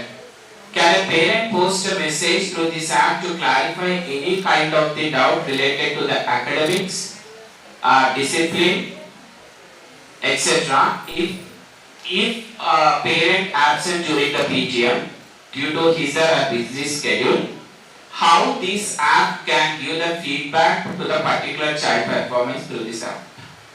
Yeah. So, sir, can you come back with your first question? Parents don't know how to operate the app. Yeah, so once the student joins the school, first we will have the orientation. Orientation is nothing but just introducing the teachers. Even we also will come to know about the parents. So we will brief about this particular app, how to use it in the beginning of the academic session itself. Sir, can you go to your next question? Can a parent post a message through this app to clarify any kind of doubt related to the academics? Yes, not only academics, even extracurricular activities also, what he is good at. In general, Nowadays, teacher will write a note in the some school diary means it's something negative remark. It's not only that, we are providing a platform where that particular day the child did extremely well in so and so subject. That also will be mentioned in his particular portfolio. If a parent is absent during the PTM, how app will work? We have a video conferencing option for that. Team, I think we had, that's why I said it should be crisp and clear. One question, one answer with a very limited time. It's like, just imagine it should be like an investor round. Right? Because I'm saying we have to emphasize on the quality, not the quantity. Thanks a lot. Thank you. Thank you. So next team can come up. Yes. Again, I would like to reiterate that one question, try to keep it crisp and short, then the answers should also be crisp and short. So it's important that the question that you are asking is also not open-ended questions, but something which has specific.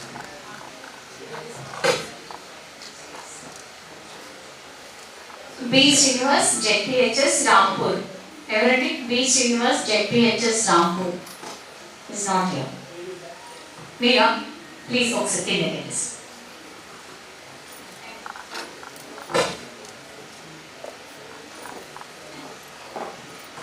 So we named our app Let Us Communicate Better.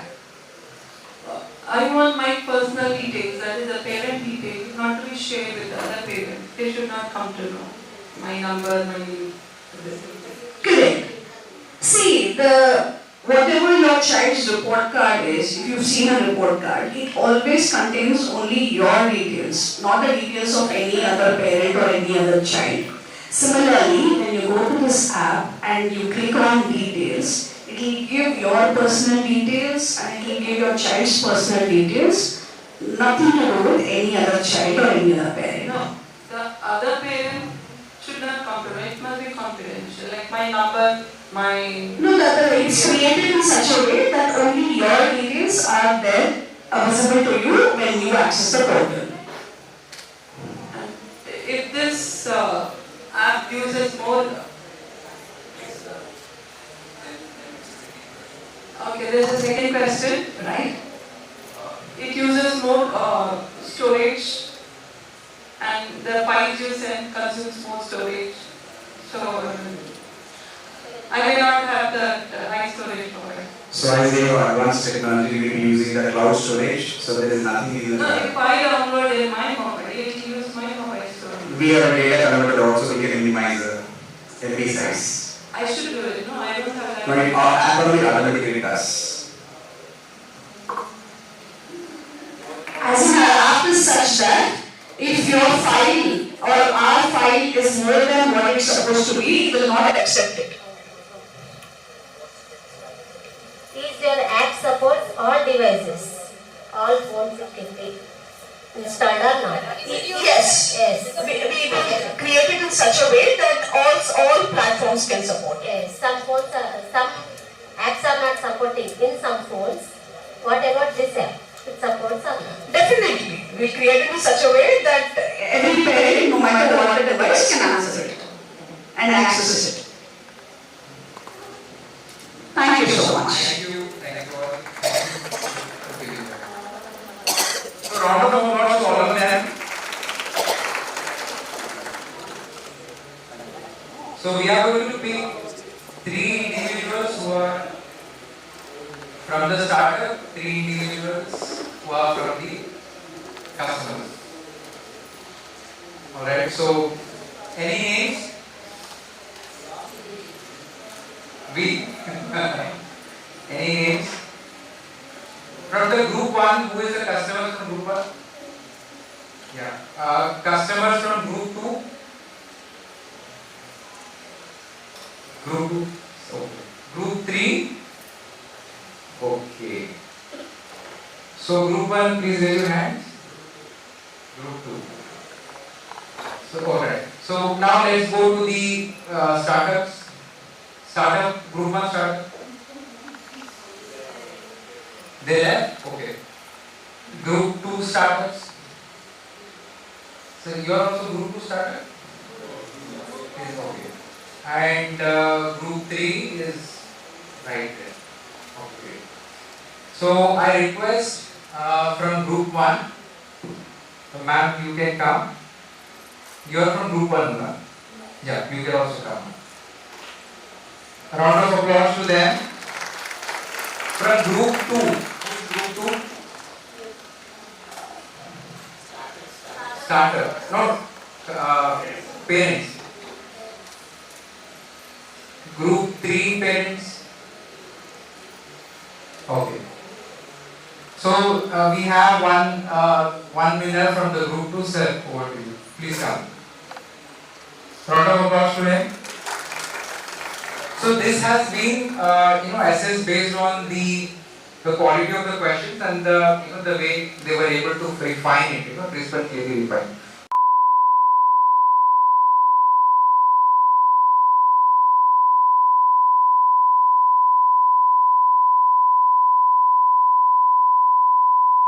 To him. Group 3 startup. Yes, sir and ma'am, please come. Round of applause to all of them.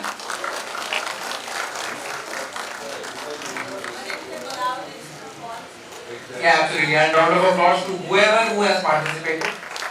And it's just a small, appreciation in terms of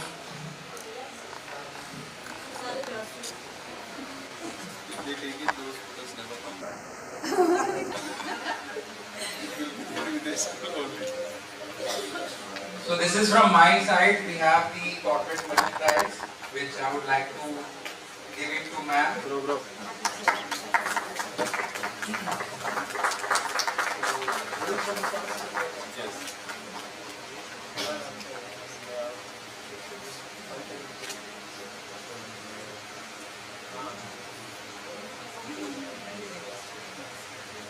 have one photo.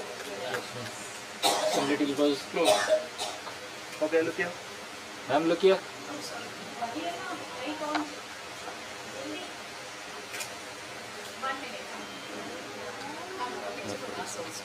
Ready?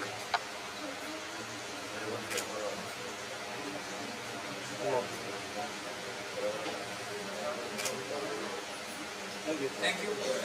Thank you so much. Thank you for all the participants. Thank you all. Each and every one of you are in one another way winners itself. Thank you so much. Thank you so much for participating. Thank you. So this is where we summarize the the concepts what we discussed, and we have the next participant. Ma'am, over to you. Okay. So I'll just so this is the end of my sessions. So thank you all for being such a patient listener. Thank you so much. And this is the last session, so I'll be leaving from here. You all can definitely be in touch. I have shared my LinkedIn details earlier. So happy to stay in touch, and hopefully we'll have chance to be in future as well. There are obviously boot camps and events which are coming up. If there is anything, we'll be happy to connect forward and plan something at your school level as well. Thank you so much. Thank you all. Say one note. What makes you stay so cool from morning till evening? I just do it. I think I can just do it. Yeah, that's it, ma'am. As such, there's no secret. It's just that I just like to discuss around the same topic, right? This is something entrepreneurship startup. So this is what has been my passion. So it took time. I started with engineering, but slowly I then realized that startups and problem solving is something which drives and something which is of my interest. Thank you, ma'am. You too, ma'am. You've also been active all the time. Round of applause to her. Thank you so much. Thank you so much for organizing. Thank you, sir. This question was from day 1, so I could able to pose it on day 2. I could able to see you throughout all the sessions. Really, we had very good sessions from Sheikh Wasim sir from Barbari Foundation. Shall we all give a round of applause to sir? Now we will break for only a 10 minutes break. Why? Because we are already ahead of time. Quickly go grab your coffee and come inside. We will just have the next